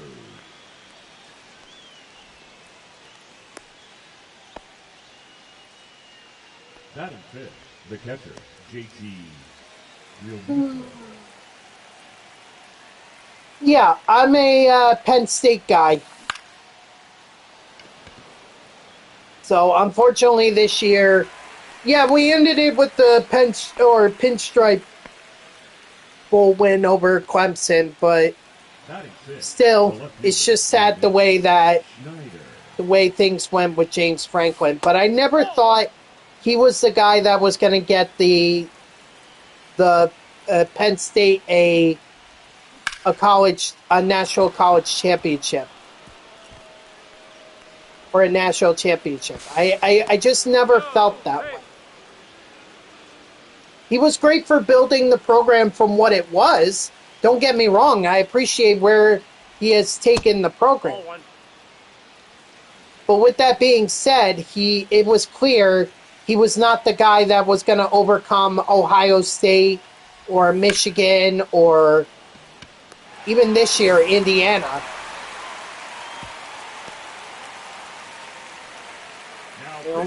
So maybe it was just for the best that they didn't end up competing. Especially since they lost Drew Aller. Probably just better off. But at least they'll get him back for next year. And we'll see how that goes.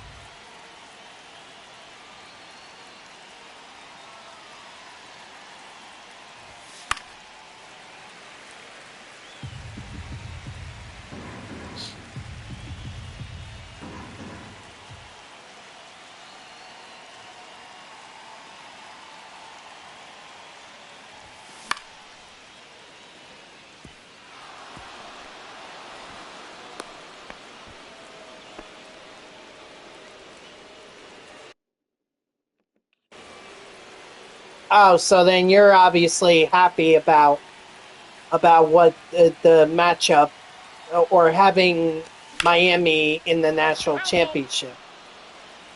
Look, I have nothing against Miami. I will say that the two programs I hate the most, Ohio State and Alabama. Those are the two programs I cannot stand. Everything else, it's like fine, whatever, not a big deal to me. But Ohio State and Alabama, can't stand them.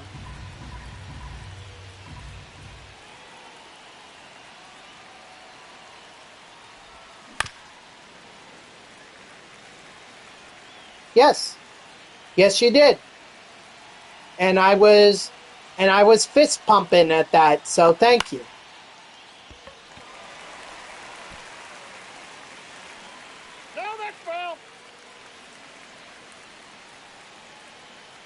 I love it when Alabama and Ohio State are eliminated.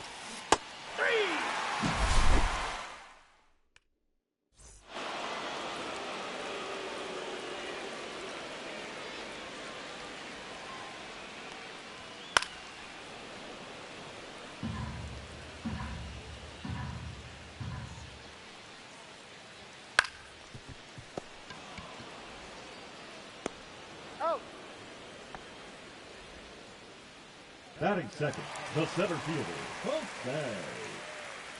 Series. Which one?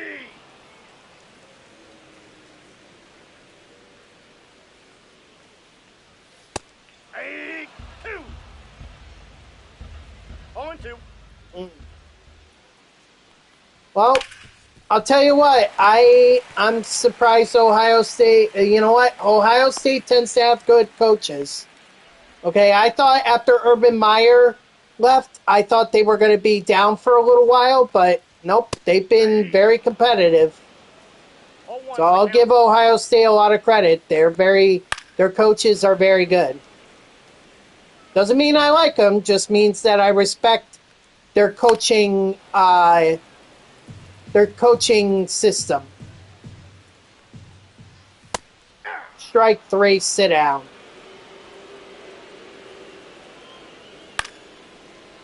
But that's about as far as my compliments will go to Ohio State.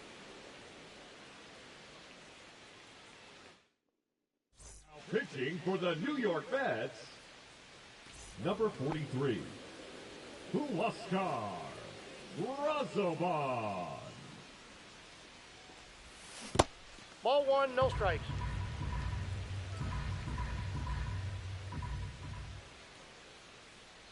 But I tell you what, there is nothing like going to a college football game in person.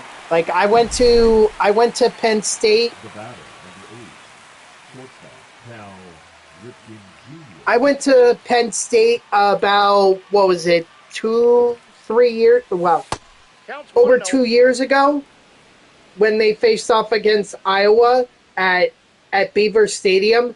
And holy crap, dude. That atmosphere, never felt anything like it. We were sitting up in the stands that on the overhang stands, you know, where the second tier of the stadium, and it was literally shaking. I was like, holy crap, we may end up crumbling down. We may end up crumbling down. I have never felt that in a football stadium before. Never. Oh my gosh, it was something. Justin Herbert, the best QB in the league. He may be a top 15 QB, but he is not the best in the league. Oh, I didn't have a headache. No, I had COVID. I got COVID at that game. Someone who was sitting next to me. Yeah, Penn State University. That's D1.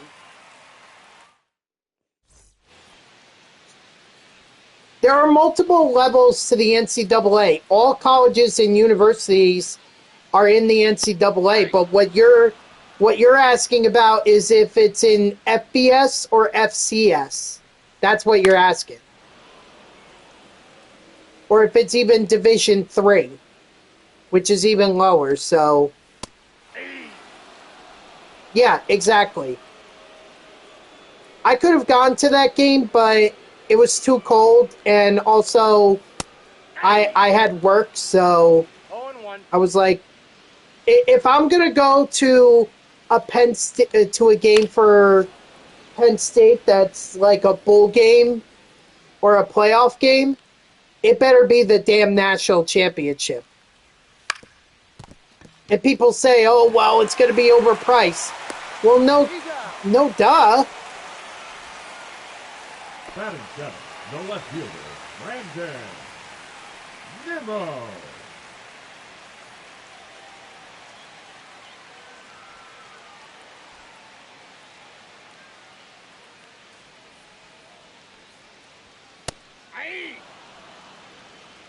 Oh, 1's the count. Really? Like which ones? Are you talking about the historically black colleges and universities? Is that what you're talking about?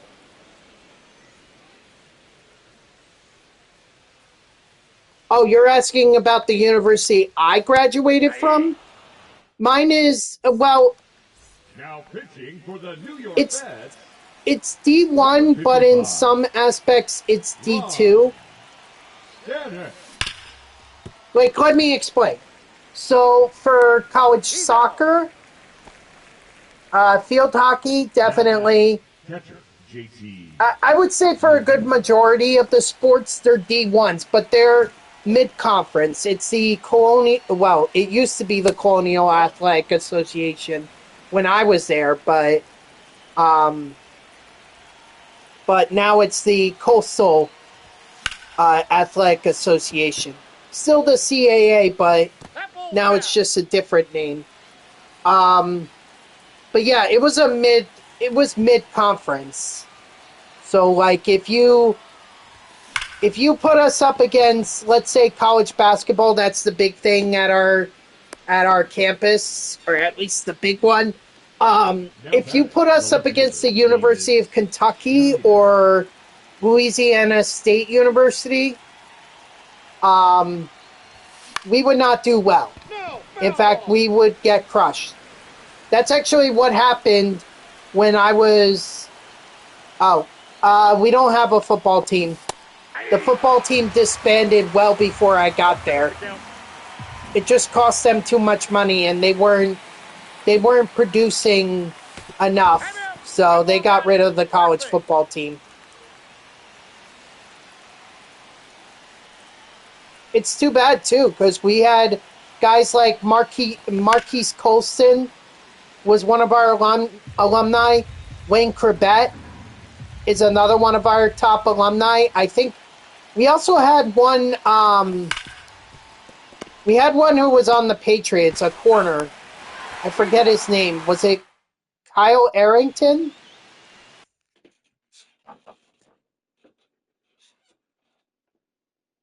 Patriots cornerback that played at Hofstra University. Kyle Arrington is a cornerback who played for the New England Patriots. He played college football at Hofstra University. The answer is from fandom.com. Yeah, Kyle Arrington. I don't know if you remember him, but he used to be a cornerback for the New England Patriots, and he played at my college as well. 0-1. The last football activity that my college ever, well, it's not the last, because for when I was in college, we hosted the Chris Berman Classic. It was like New York City high school football versus Long Island Long Island high school football players. But prior to that, the only other football activity they hosted was the New York Jets, one of the New York Jets training camps. But it was only one.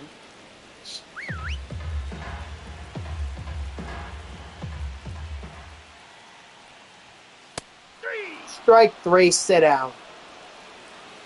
Or it was only once, at least when I was there.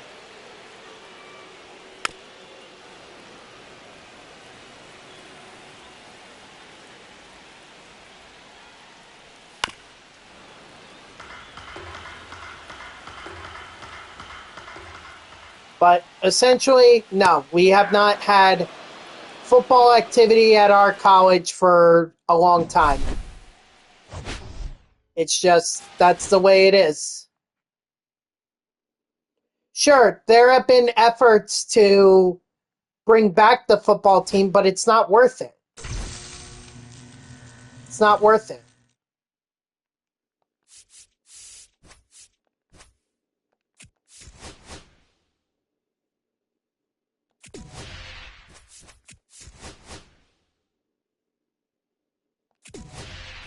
At least the school doesn't seem to think so, which is unfortunate, but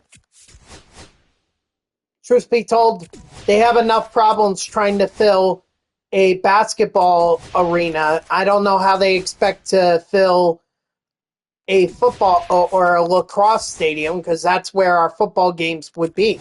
Or that's where the football games would be anyway.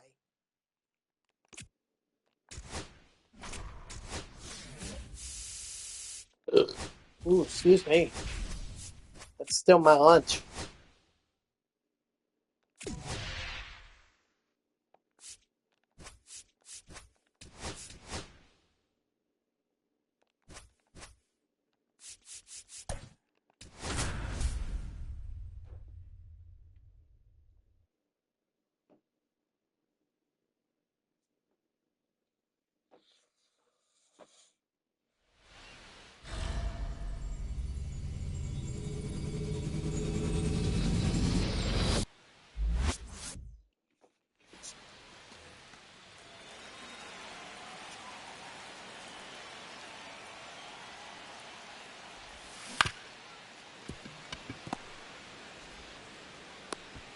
No, he's safe.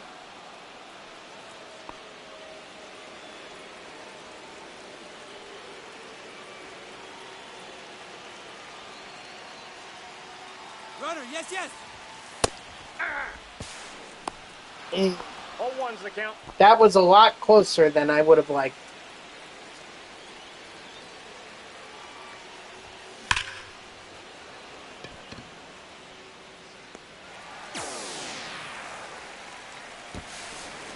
Hey, he beat it up.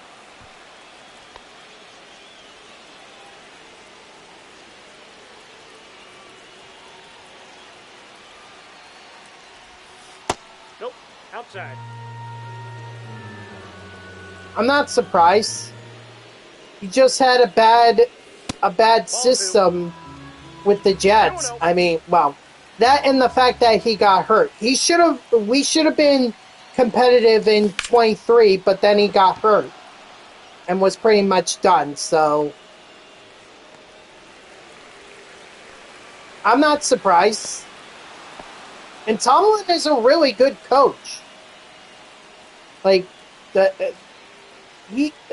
my coworker actually pointed this out to me. Tomlin hasn't had a losing season, or hasn't had many losing seasons, if any, in his entire tenure as the Steelers head coach. That's incredible.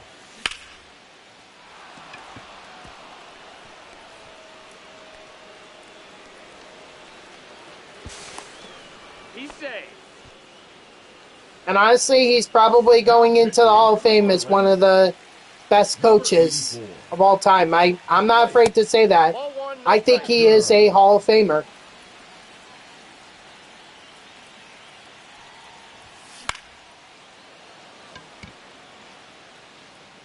And you got to think about the circumstances that Tomlin took over. Like, he took over after Bill Cowher retired. Think about all that pressure. That's a Hall of Famer that literally ended his career on a Super Bowl. And yet Tomlin comes in, and not even 3 years removed from that, they win the Super Bowl. I'm telling you, Mike Tomlin, one of the best coaches I've seen in my lifetime. God bless him. I sure wish the Jets had gotten someone like him.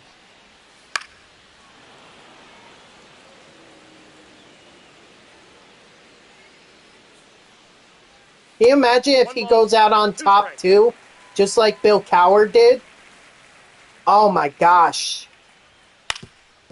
Foul, that ball's foul.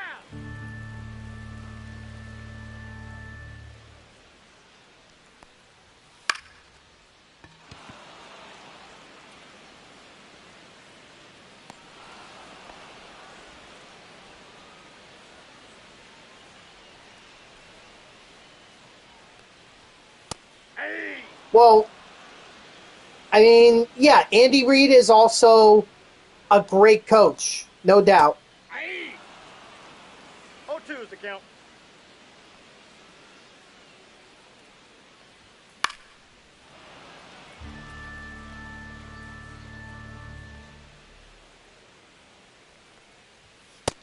Inside, ball one.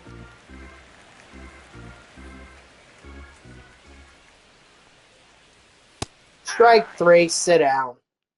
Now pitching for the Marlins, Number 83, Valenti Yoso. I mean, there's no reason that Andy Reid and Mike Tomlin can't go into the Hall of Fame together, or no reason they can't go into the Hall of Fame, or why they both can't be in the Hall of Fame. I said that Tomlin is one of the best coaches I've seen in my lifetime. Mind you, I've seen Bill Belichick, I've seen Andy Reid, I've seen Tony Dungy, I've seen Bill Cowher.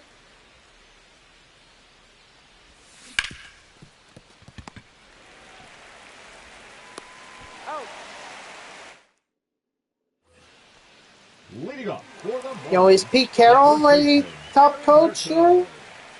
Hernandez. I mean,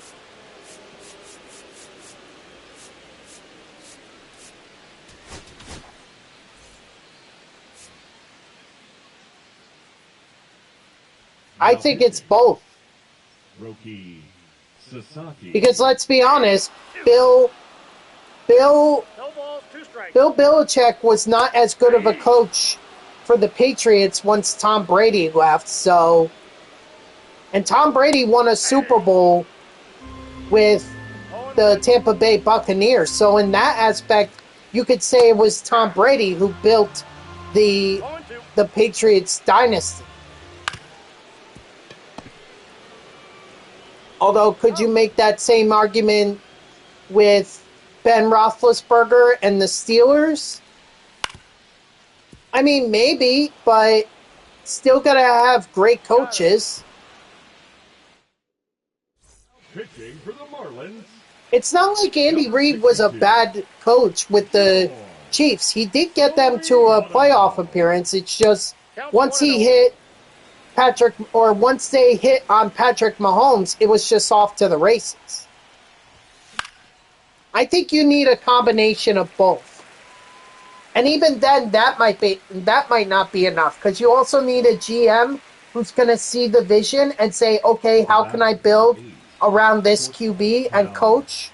I need to get the wide receivers, the running backs, the offensive linemen, and then I need to get a defensive coordinator who's going to build a defense that is going to be competitive. You know, I would say that the Seahawks won their Super Bowl against the Broncos because of the Legion of Boom. I believe that the Seahawks defense is what won them the Super Bowl in 2014.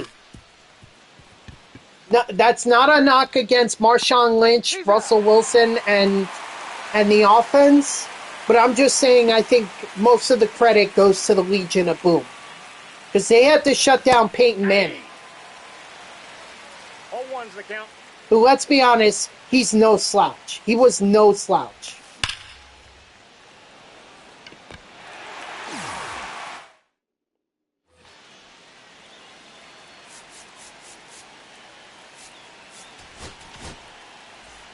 Now pitching, Gabe Spire. So you need a lot of stuff in order to be a Super Bowl winning team. You need a good QB. You need a good coach. You need a good GM who's going to build together, or who's going to build a roster around the who's going to build a roster that's competitive, both offense and defense. No, I'm not saying he wasn't. I'm not saying that he wasn't. It's just, what I'm saying was that at that time, even though Peyton Manning was getting towards the end of his career, he was no slouch. I mean, he won a Super Bowl to end his career. Not many guys do that.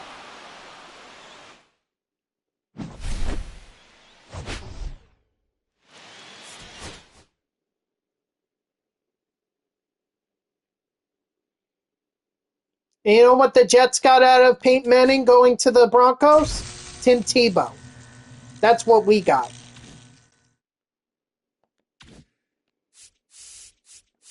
Just throwing that out there. Because the Jets were... Maybe the Jets were trying to get Manning, but I get the sense that Manning never liked the Jets. Because he foregoed a chance to go number 1 to the Jets in, what was it, 98? Or no, 97. And instead opted to go back for his senior year and ended up going number 1 to the Colts. Maybe. It's all possible.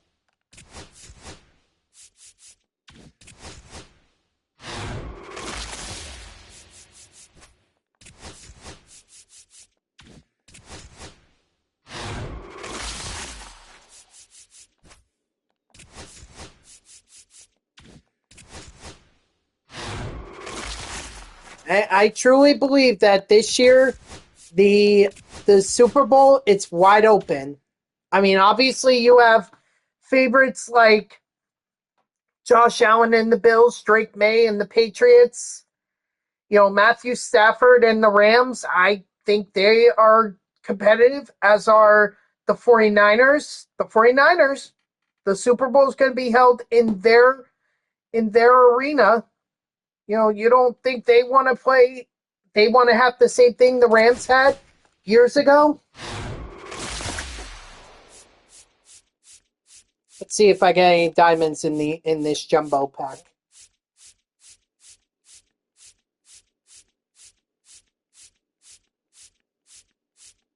Okay, I saw a gold there. 2 golds, but no diamonds. It happens.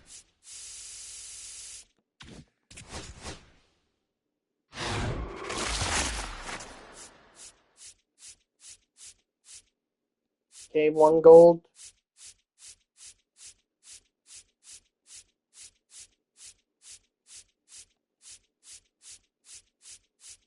Two golds.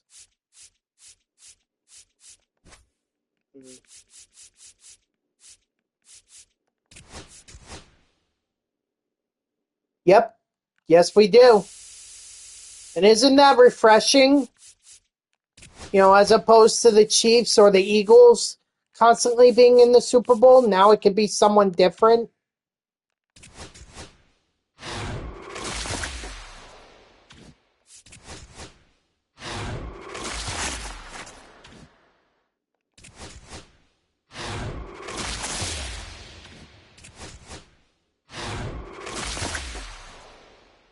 You want the Broncos?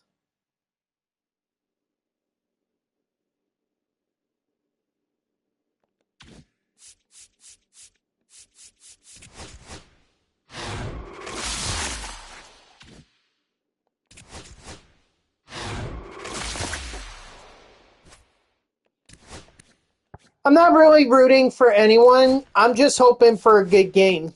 That's all I'm asking for.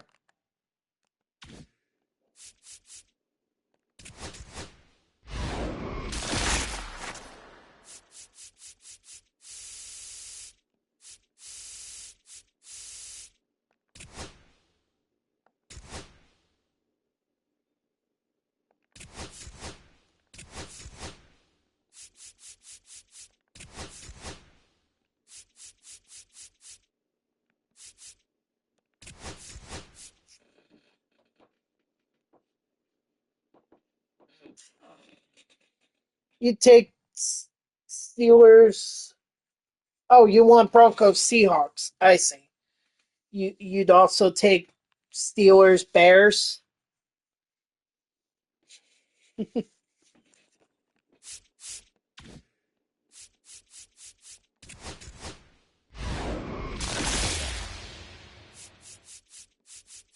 Yeah, see, so this is what I mean. Like all these 20th anniversary cards, these are all out of date or all obsolete because there are 99 versions. I mean, the good thing is that people are still willing to pay up. Like someone is willing to pay, Vladimir Guerrero Jr. I could sell for 11,247. If someone's willing to buy that, hey, who am I to stop that?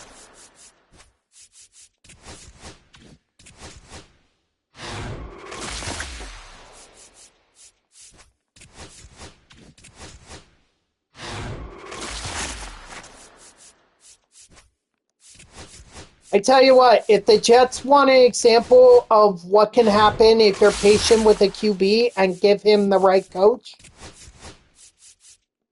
they need to look at the Chicago Bears. Because what Caleb Williams is doing with the Bears right now is pretty incredible. Incredible.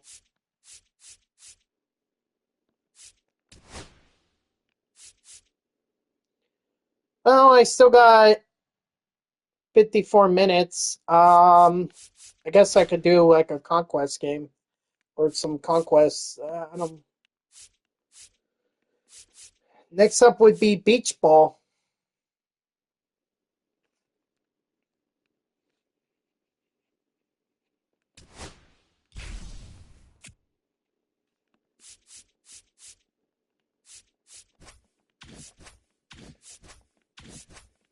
That's a bunch of show packs. I see at least 11 here.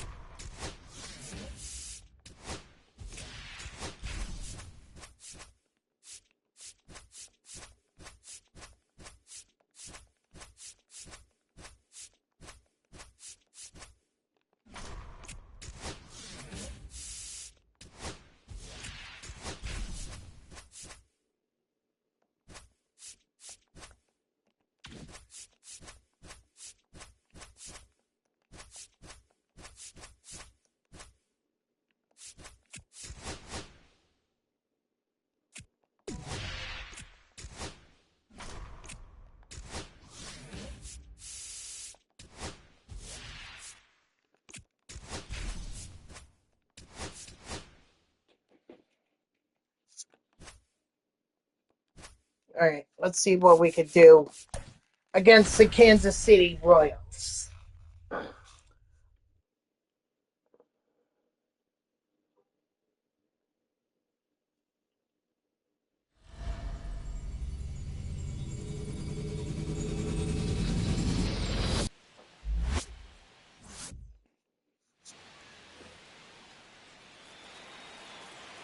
It's going to be an interesting NFL playoffs, to say the least. Counts 1-0.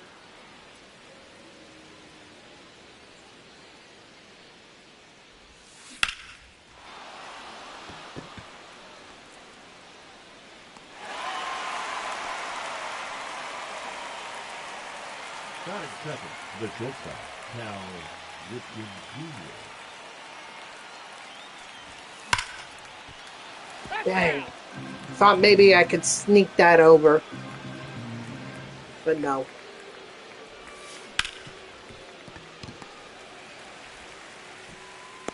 Out. Bobby Witt Jr. doing his best Derek Jeter impression.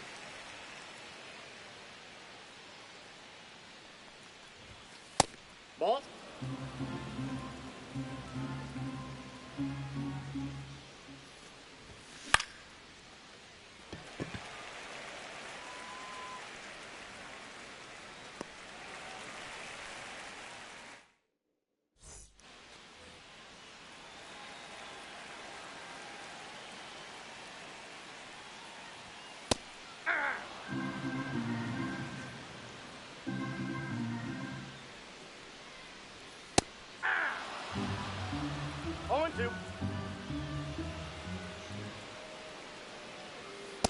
That's outside.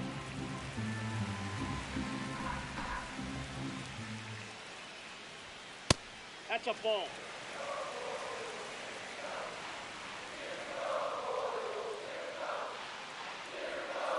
Thank you.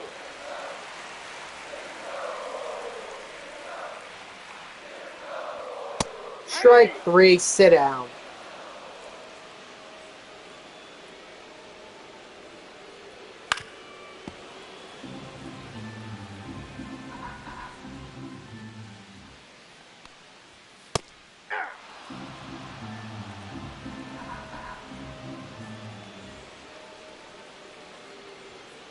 Ball 1.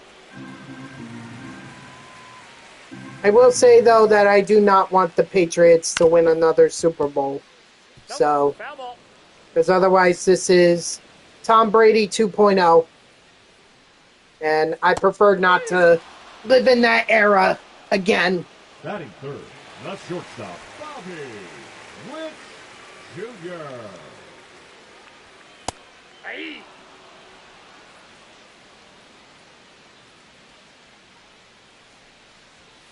Aye.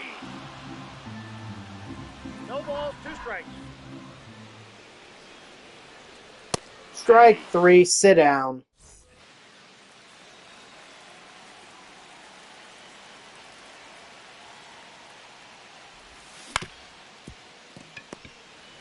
You don't... Got him. So you do think Drake May is all that? You got the double negative there. So He's out.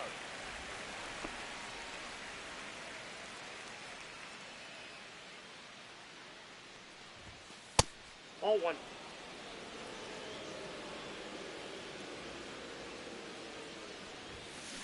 Ball. again, with the double negative. I think what you're trying to say is you think he's not that good. Is that what you're trying to say?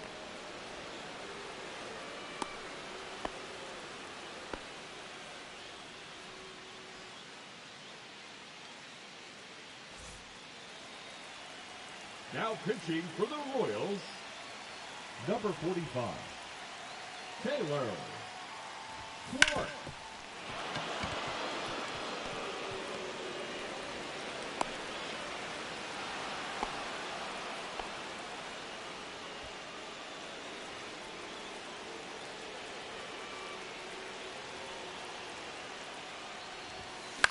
Well, that's what I'm trying to figure out. Is he trying to say that Drake May is good, or is he trying to say that Drake May is not that good?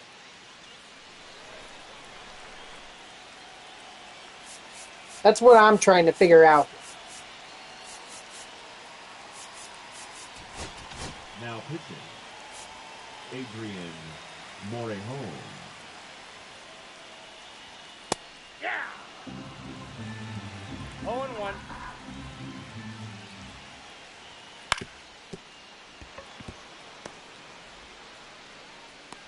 Out. Nice.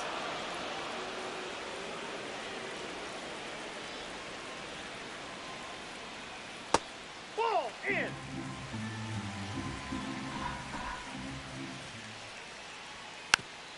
Oh, other big baseball news that I kind of forgot about.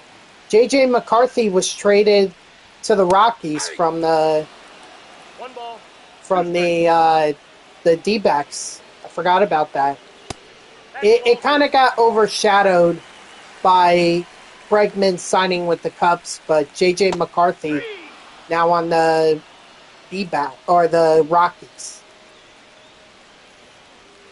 Okay, so Hoopin, are you trying to say that Drake May is good, Aye.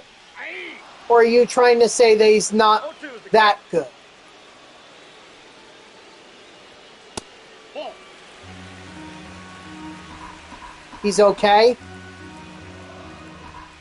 Okay, so what you were trying to say was that you don't think he's that good.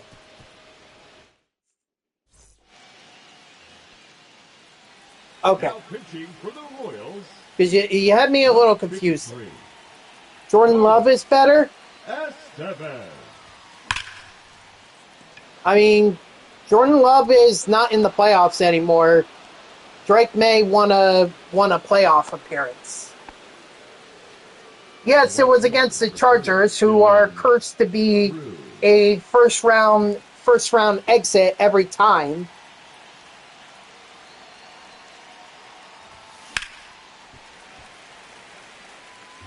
But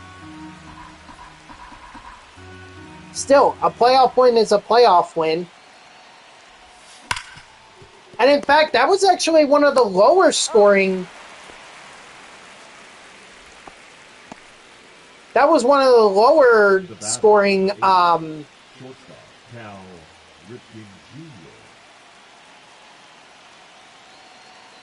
That was one of the lower scoring games.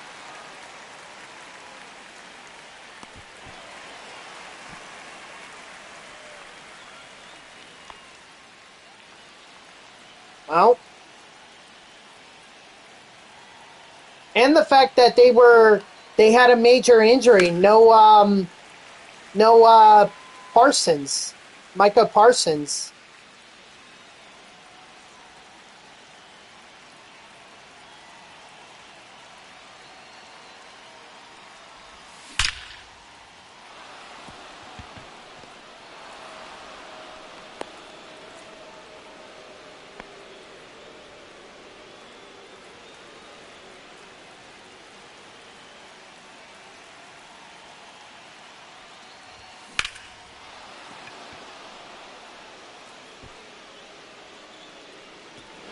Nice.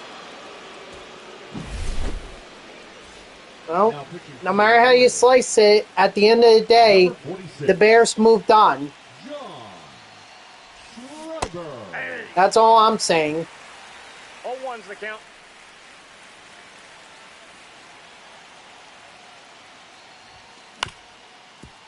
But I can't really criticize the Packers because I'm a Jets fan. Believe me, I'll take a first-round playoff exit any day of the week compared to what the Jets have now. So I'm not really one to criticize or talk about playoff teams. Or I'm not one to criticize playoff teams that exit other than the Chargers because it just seems like they always bounce out in the first round. Ball 2.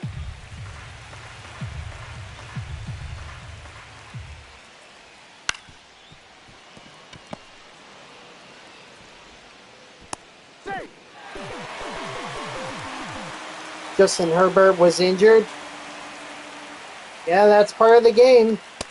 But even then, Herbert, I'm sorry, I don't think at full strength he would have made much of a difference. The Chargers need more.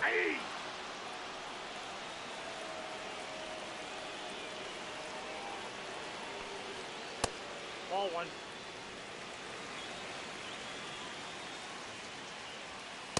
Aye. 1-1. Safe.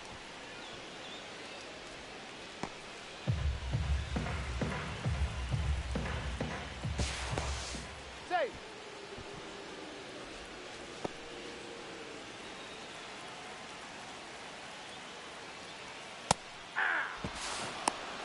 One ball, 2 strikes.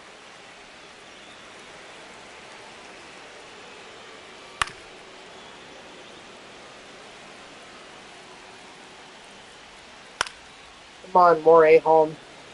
Let's get through this.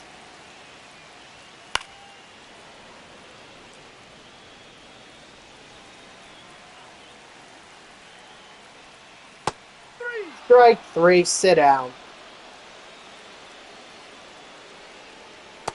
Aye. 0-1's the count. Ball that's outside.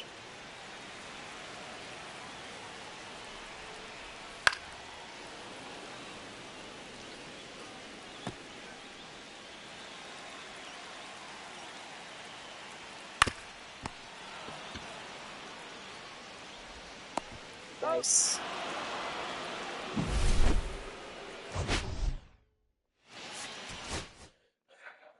Alright, so we're just waiting on what happens between Houston and Pittsburgh tonight. The divisional round will be set. Well, I mean the NFC is already set. That's not a mystery there.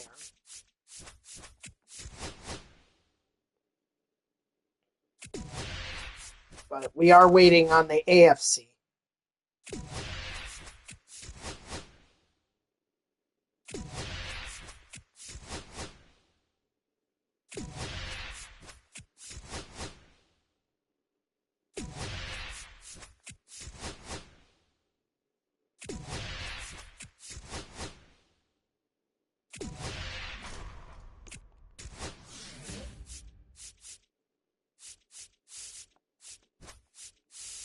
You know what? I was going to go after the Athletics, but now I kind of want to go after the Rockies.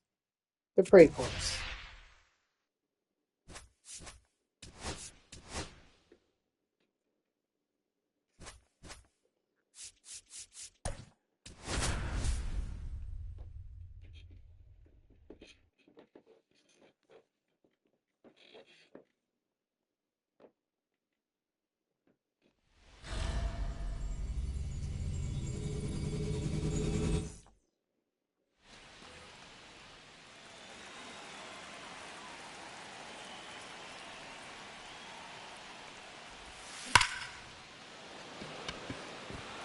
Ooh, so close. Batting second, the shortstop, Cal Ripken Jr.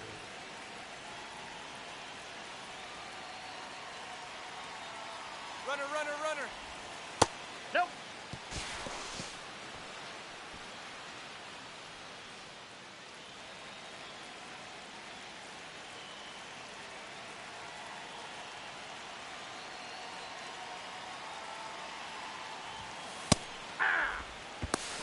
Safe. He's in there. Why not steal 2 bases? Why not?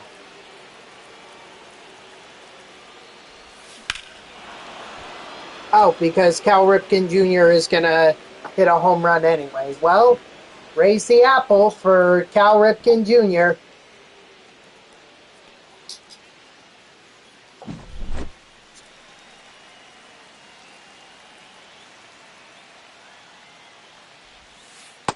Ball. That's inside.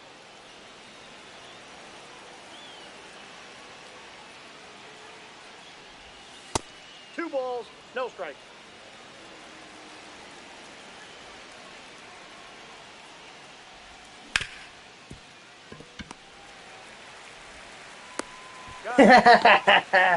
I do.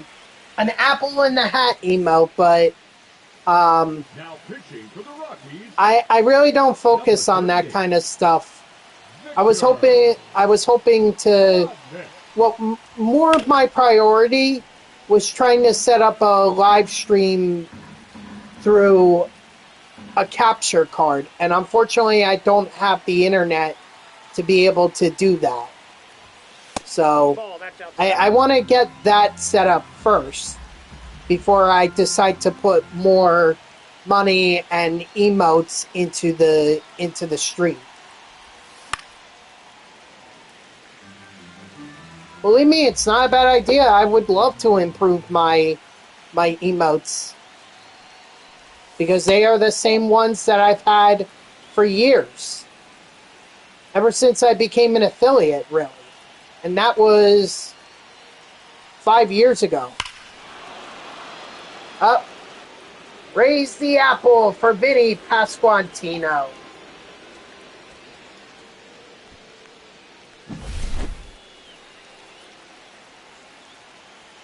I mean, come on, we're at Coors Field. I'm gonna hit home runs here. No. Inside.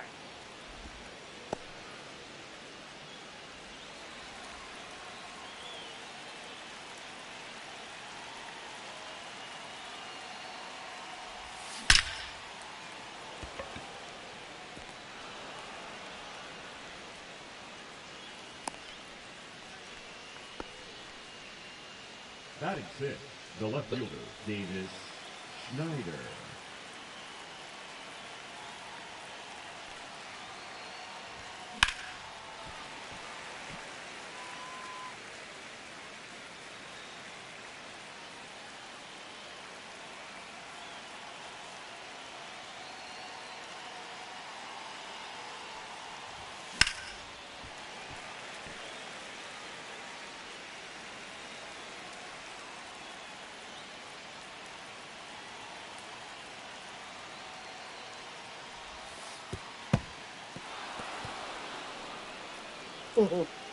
Even the catcher is like, yeah, even if I field this, I'm not going to be able to get JT Realmuto out.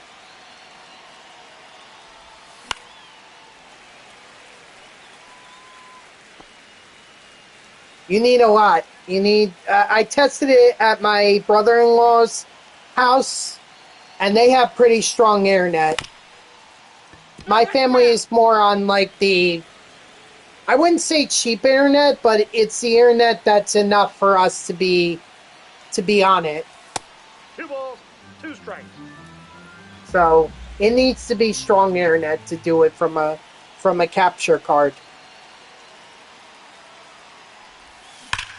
And believe me, I was so excited to set it up. Like, I had this whole overlay and banner and everything all set up. I had all these little alerts for when a follower or I gained a new follower. Like, I had it all set up. But the internet I have is just not strong enough.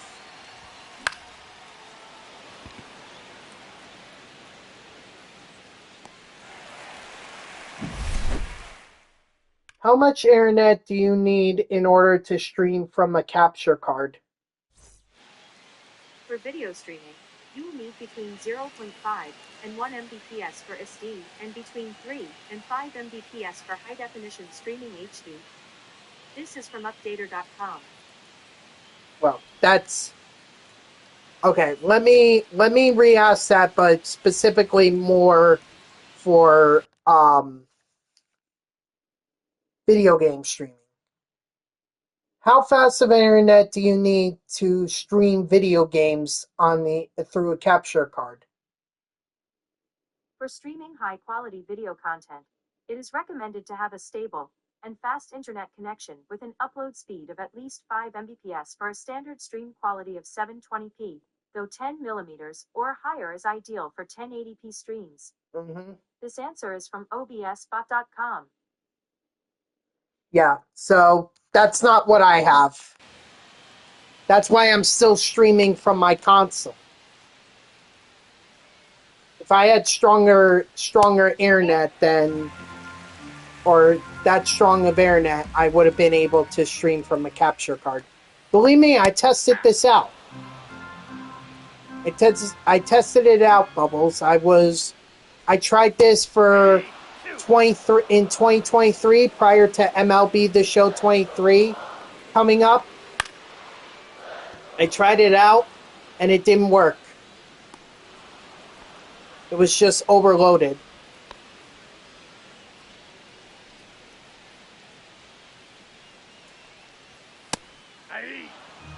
So, really the only way I'm going to get faster internet is to have my own place. That's it. Off the plate, ball 1. Which I'm starting to look this year. Like, I definitely want to look. And but I have to figure out, I have to sit down with my other brother-in-law and I have to, and then I have to figure out, like, what it is that I can afford. Because I don't want to put myself in a situation where I can't afford rent or internet or food because I'm paying way too much. You know what I mean? So once I get all the numbers crunched and everything,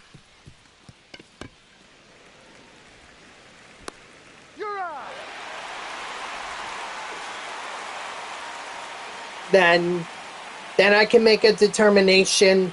Maybe I don't make enough to be able to move it out on my own.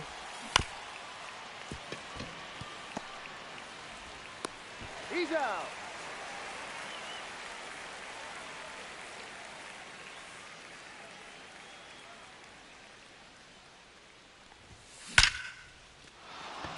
Exactly. No need to rush it. There's no rush right now.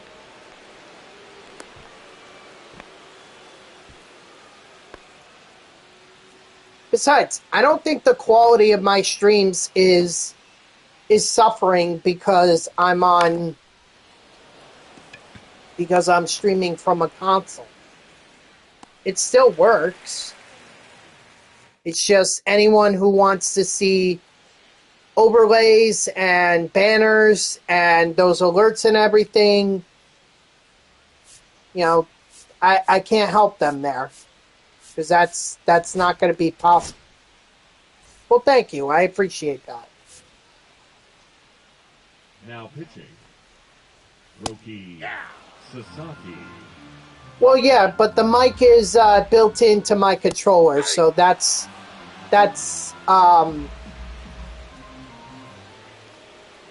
only issue. Strike 3, sit out.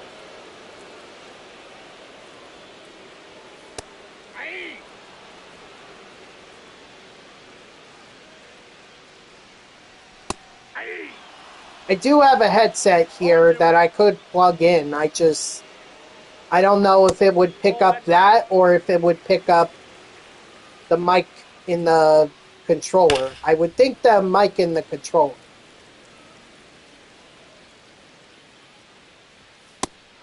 Strike 3, sit out.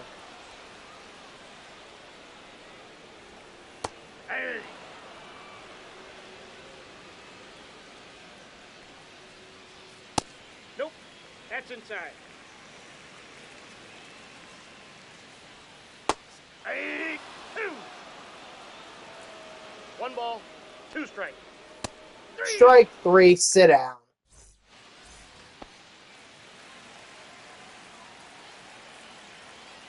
Now pitching for the Rockies, number 58, Lucas Gilbreath. The first baseman, number 9, Vinny Pasquantino. 4, that's inside.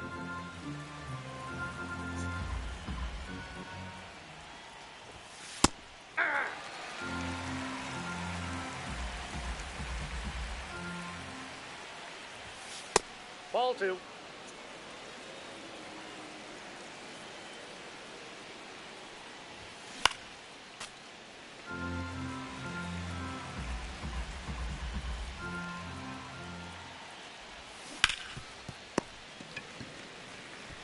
Out.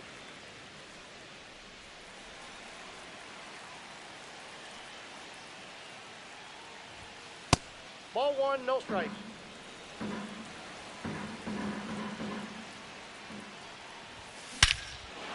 Nice. Raise the apple for JT Realmuto.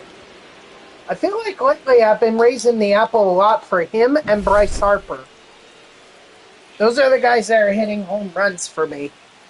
At least in this Conquest or Conquest Maps grind stream. Not that I'm complaining.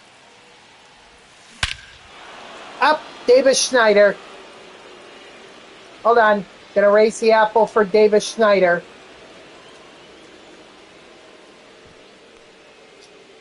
Ooh, better be careful there. I don't want to break it. Now pitching for the Rockies. All right, you gotta get going. About to start and do some homework. Okay, you have a good night too.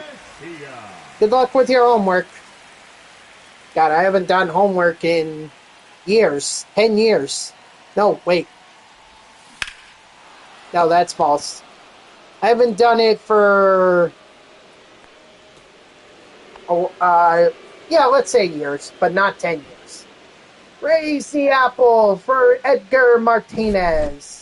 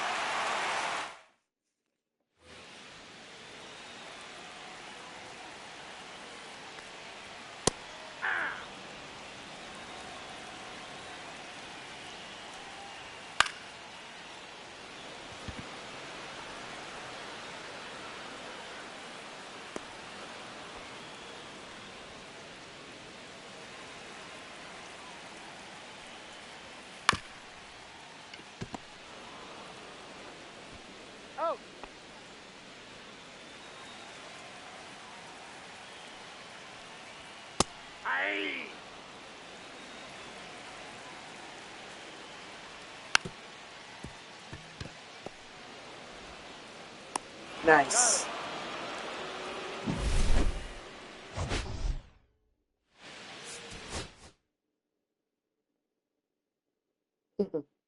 Yeah, the Harper Finest card is always a community favorite. I like, as much as I would like to deny that, the reality is it's a good card. Hence why he's my starting first baseman.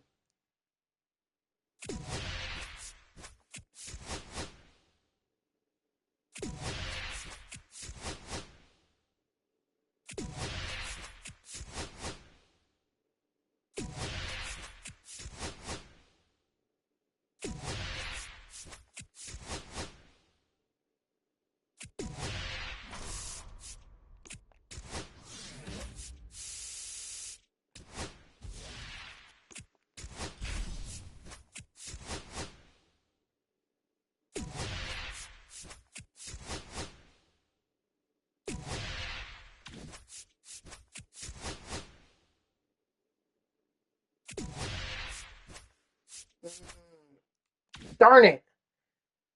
Well,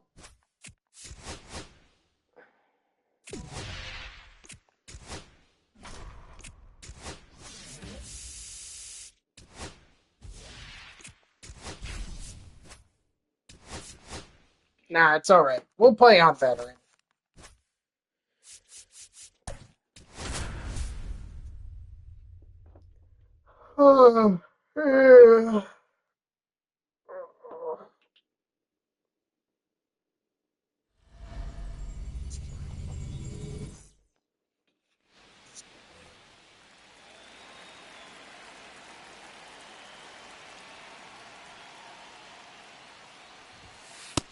Ball.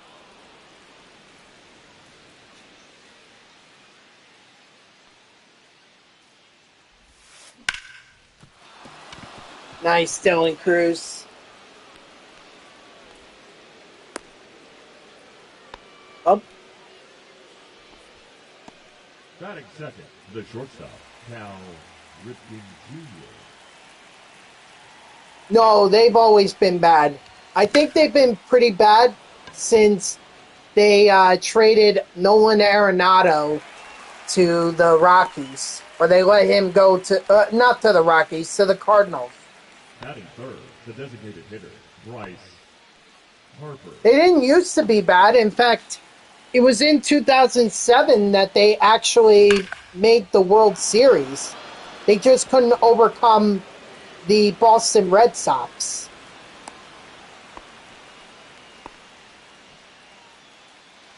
But they were good at one point. Todd Helton, Troy Tulowitzki, Ubaldo Jimenez, Ball. Larry Walker. 1-0. I know the Rockies have only been around since the mid-90s, but 2-0 they were good to start out, and now they're just bad.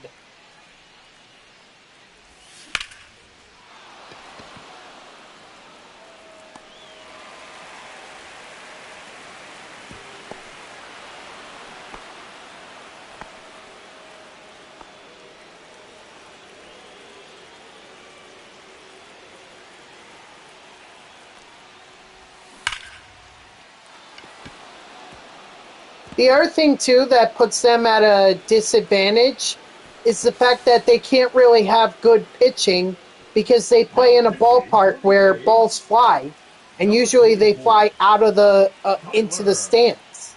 Ferguson. 0-1.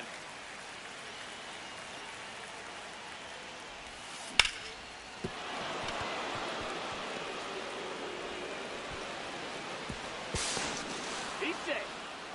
Nice. I'll tell you the teams that have been consistently bad the last several years. The Athletics, who I'm playing right now. The Rockies, who I just played. the Pittsburgh Pirates, although they have Paul Skeens, so if they could just build around him, they might have a solid team. But I don't think they've been to the playoffs since they had MVP Andrew McCutchen.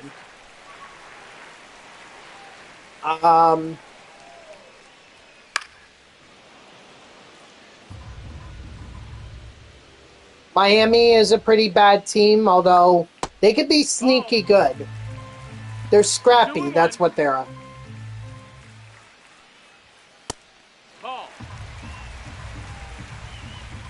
Yes, the higher altitude that you are, the more likely balls are going to fly out of the ballpark. So pitching is not exactly something you want to do at Coors Field because you know your numbers are just going to jump. If you're a batter, it's the perfect place to be. But if you're a pitcher, it's not somewhere. You just hope you're never gets called to start to pitch in a game at Coors Field. Strike 3, sit out.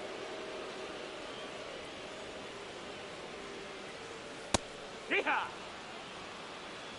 0-1.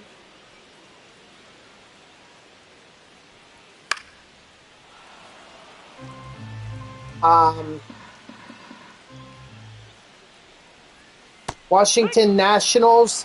I know they won the World Series in 2019. And through the mid 2010s, they were actually pretty good with Max Scherzer and Ryan Zimmerman and Steven Strasburg. But prior to that, they were really bad. They were almost like laughable. And even now, not really that competitive, although they can make games interesting. It's just they're rebuilding for sure. They just hope that guys like Dylan Cruz are going to work out for them. Chicago White Sox are also pretty bad.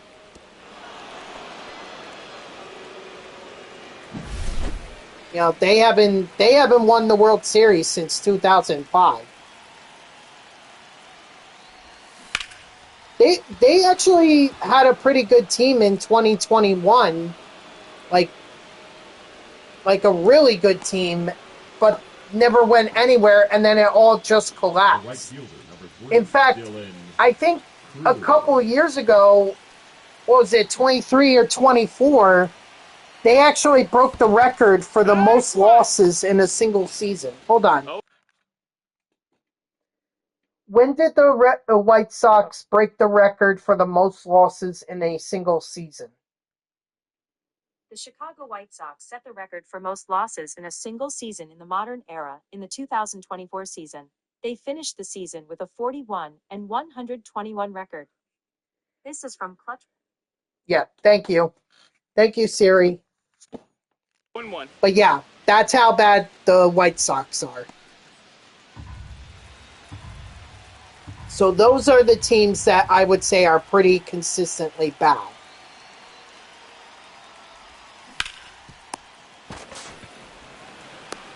Got it.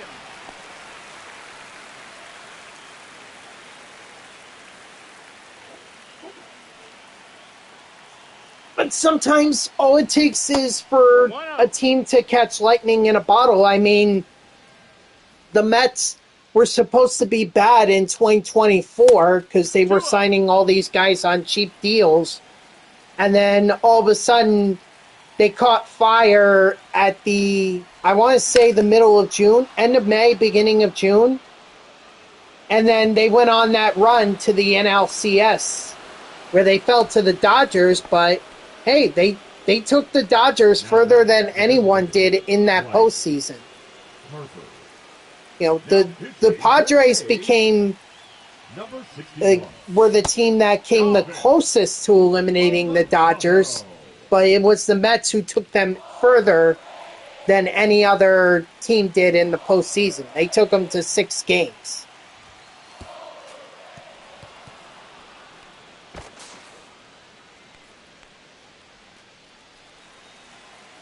So sometimes a team just catches lightning in a bottle and they go on an amazing run and, you know, could end up winning the whole thing.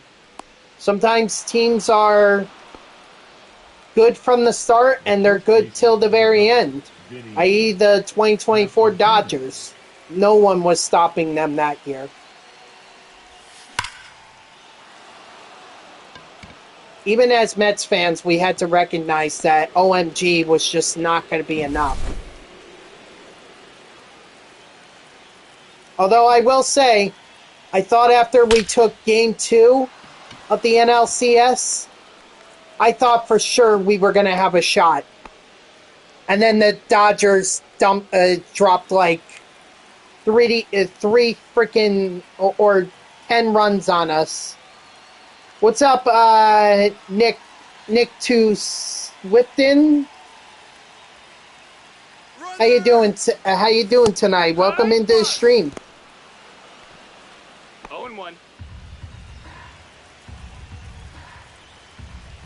Shout out. You want a shout out? I really don't do shout outs. I can see if my command is still working, but I don't think it is.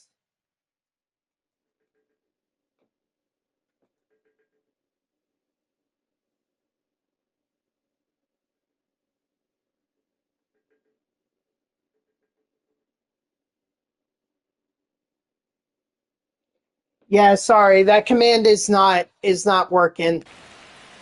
Sorry.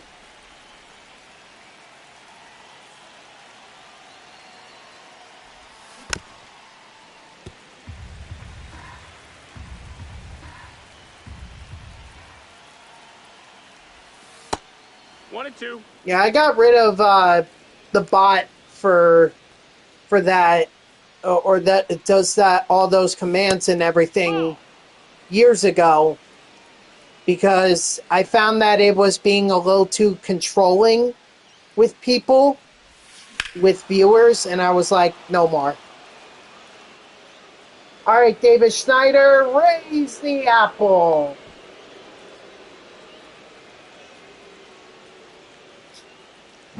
Now pitching for the A's, number 45, Osvaldo.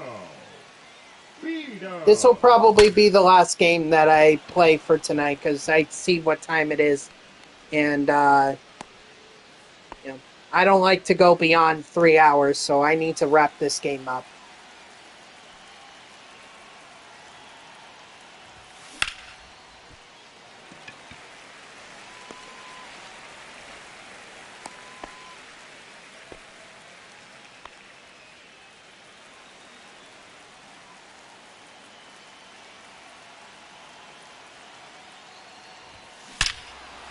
Nice! Raise the apple for Michael Harris II.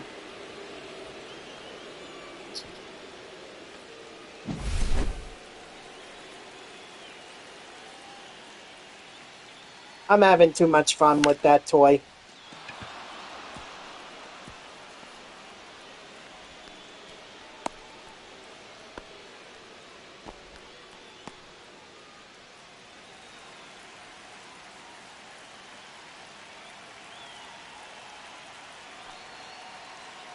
Runner, yes. Ball. One ball, no strikes.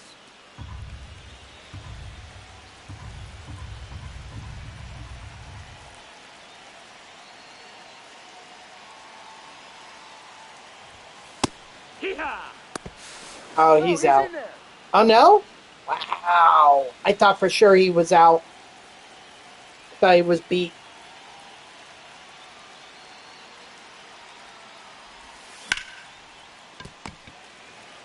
Yeah, too bad I couldn't get him in. But that's okay. We're up like 12-0 right now. So I don't think I need to worry about losing this. Just gotta worry about trying to get this done as quickly as I can. I can strike out. Like, I could do all that and just beat this game along. Wood!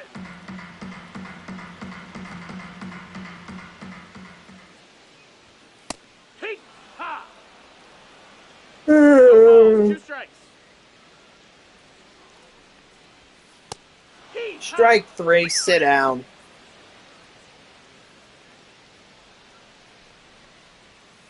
Hey,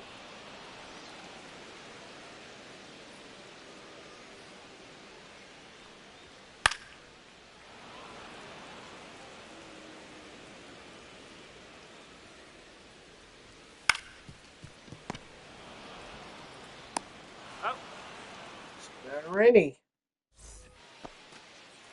Nice, quick, defensive inning. Oh, I just need one ball more of high. those.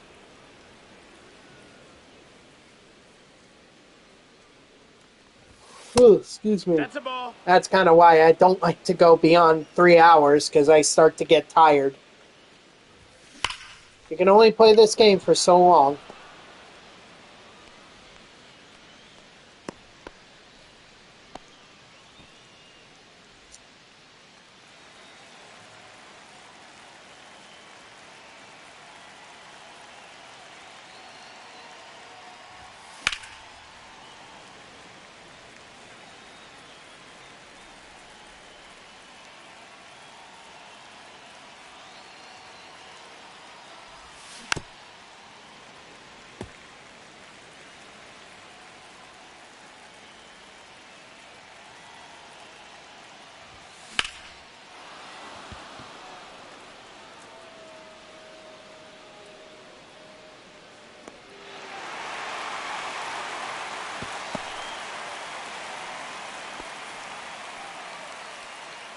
Now batting, catcher, JT Realmuto.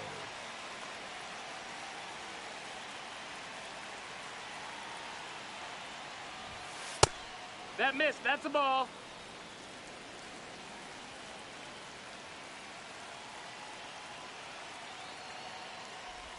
Ooh.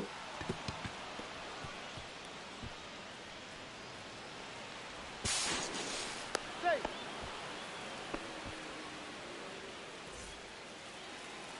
Now pitching for the Athletics, number 47, Michelle Hoo-yah. Conquest. 0-1.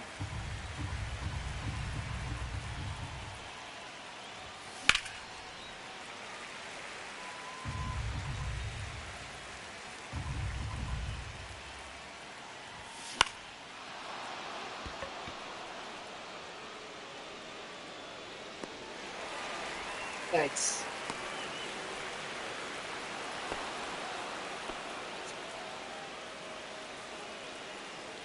One more. What's the harm of adding one more run? You know, not my fault. The Athletics can't get me out. He's safe. I'm not about to run myself into outs. Still got a little time.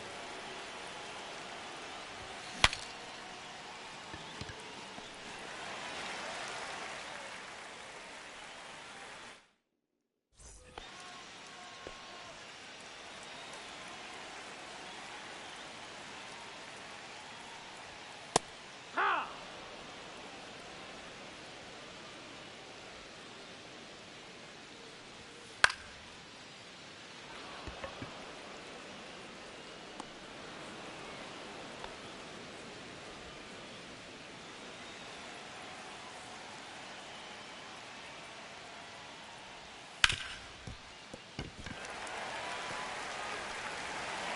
Ah, Cruz.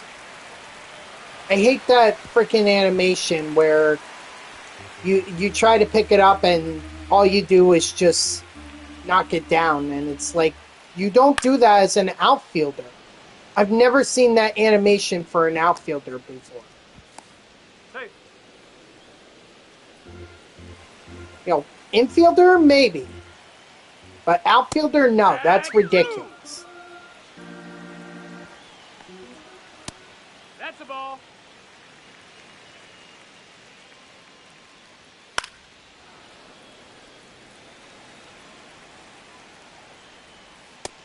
Strike 3, sit down.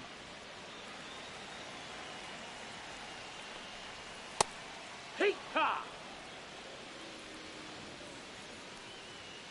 Hey!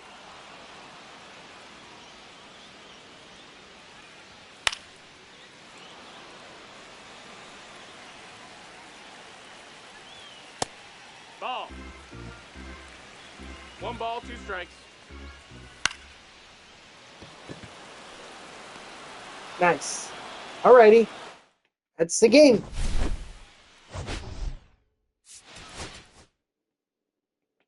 Wow, Davis Schneider, 5 RBIs. Holy crap. Look at that. Garrett Crochet, he is super factored. So now I can change my rotation. Actually, I can, well, what I'll do is I'll just move him up. I'll move him up, let him be the ace, and whoever's the next closest to being super factored, that's who I'll go with next. Yeah, it looks like it's Cabrera.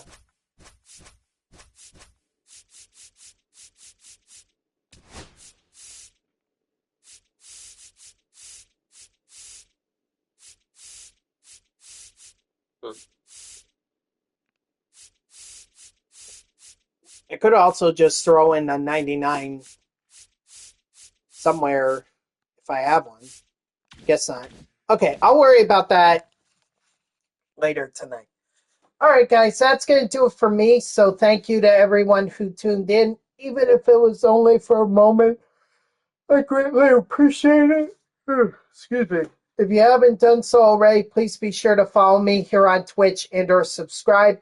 Either one would make me a happy person. If you're watching this on YouTube, I thank you so much for tuning in. I hope that you like the video and subscribe to my channel.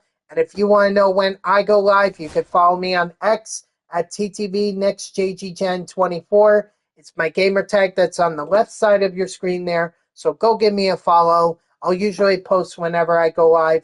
You can also turn on notifications here on Twitch. That way Twitch sends you an email every time I start the stream.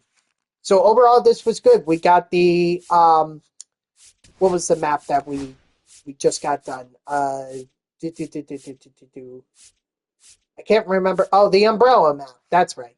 We got the umbrella map done, and we'll just pick up where I left off in the beach ball map, because that will be next. So we will wrap that up, and then we will continue to move on, probably to the fajita map, then the fall ball map, then the coffee map, snowflake map, and then we'll do the forever one.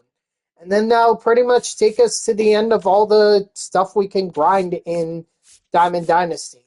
So I hope to see you all tomorrow, Tuesday, at 3 p.m. Eastern. And until then, guys, have a good night.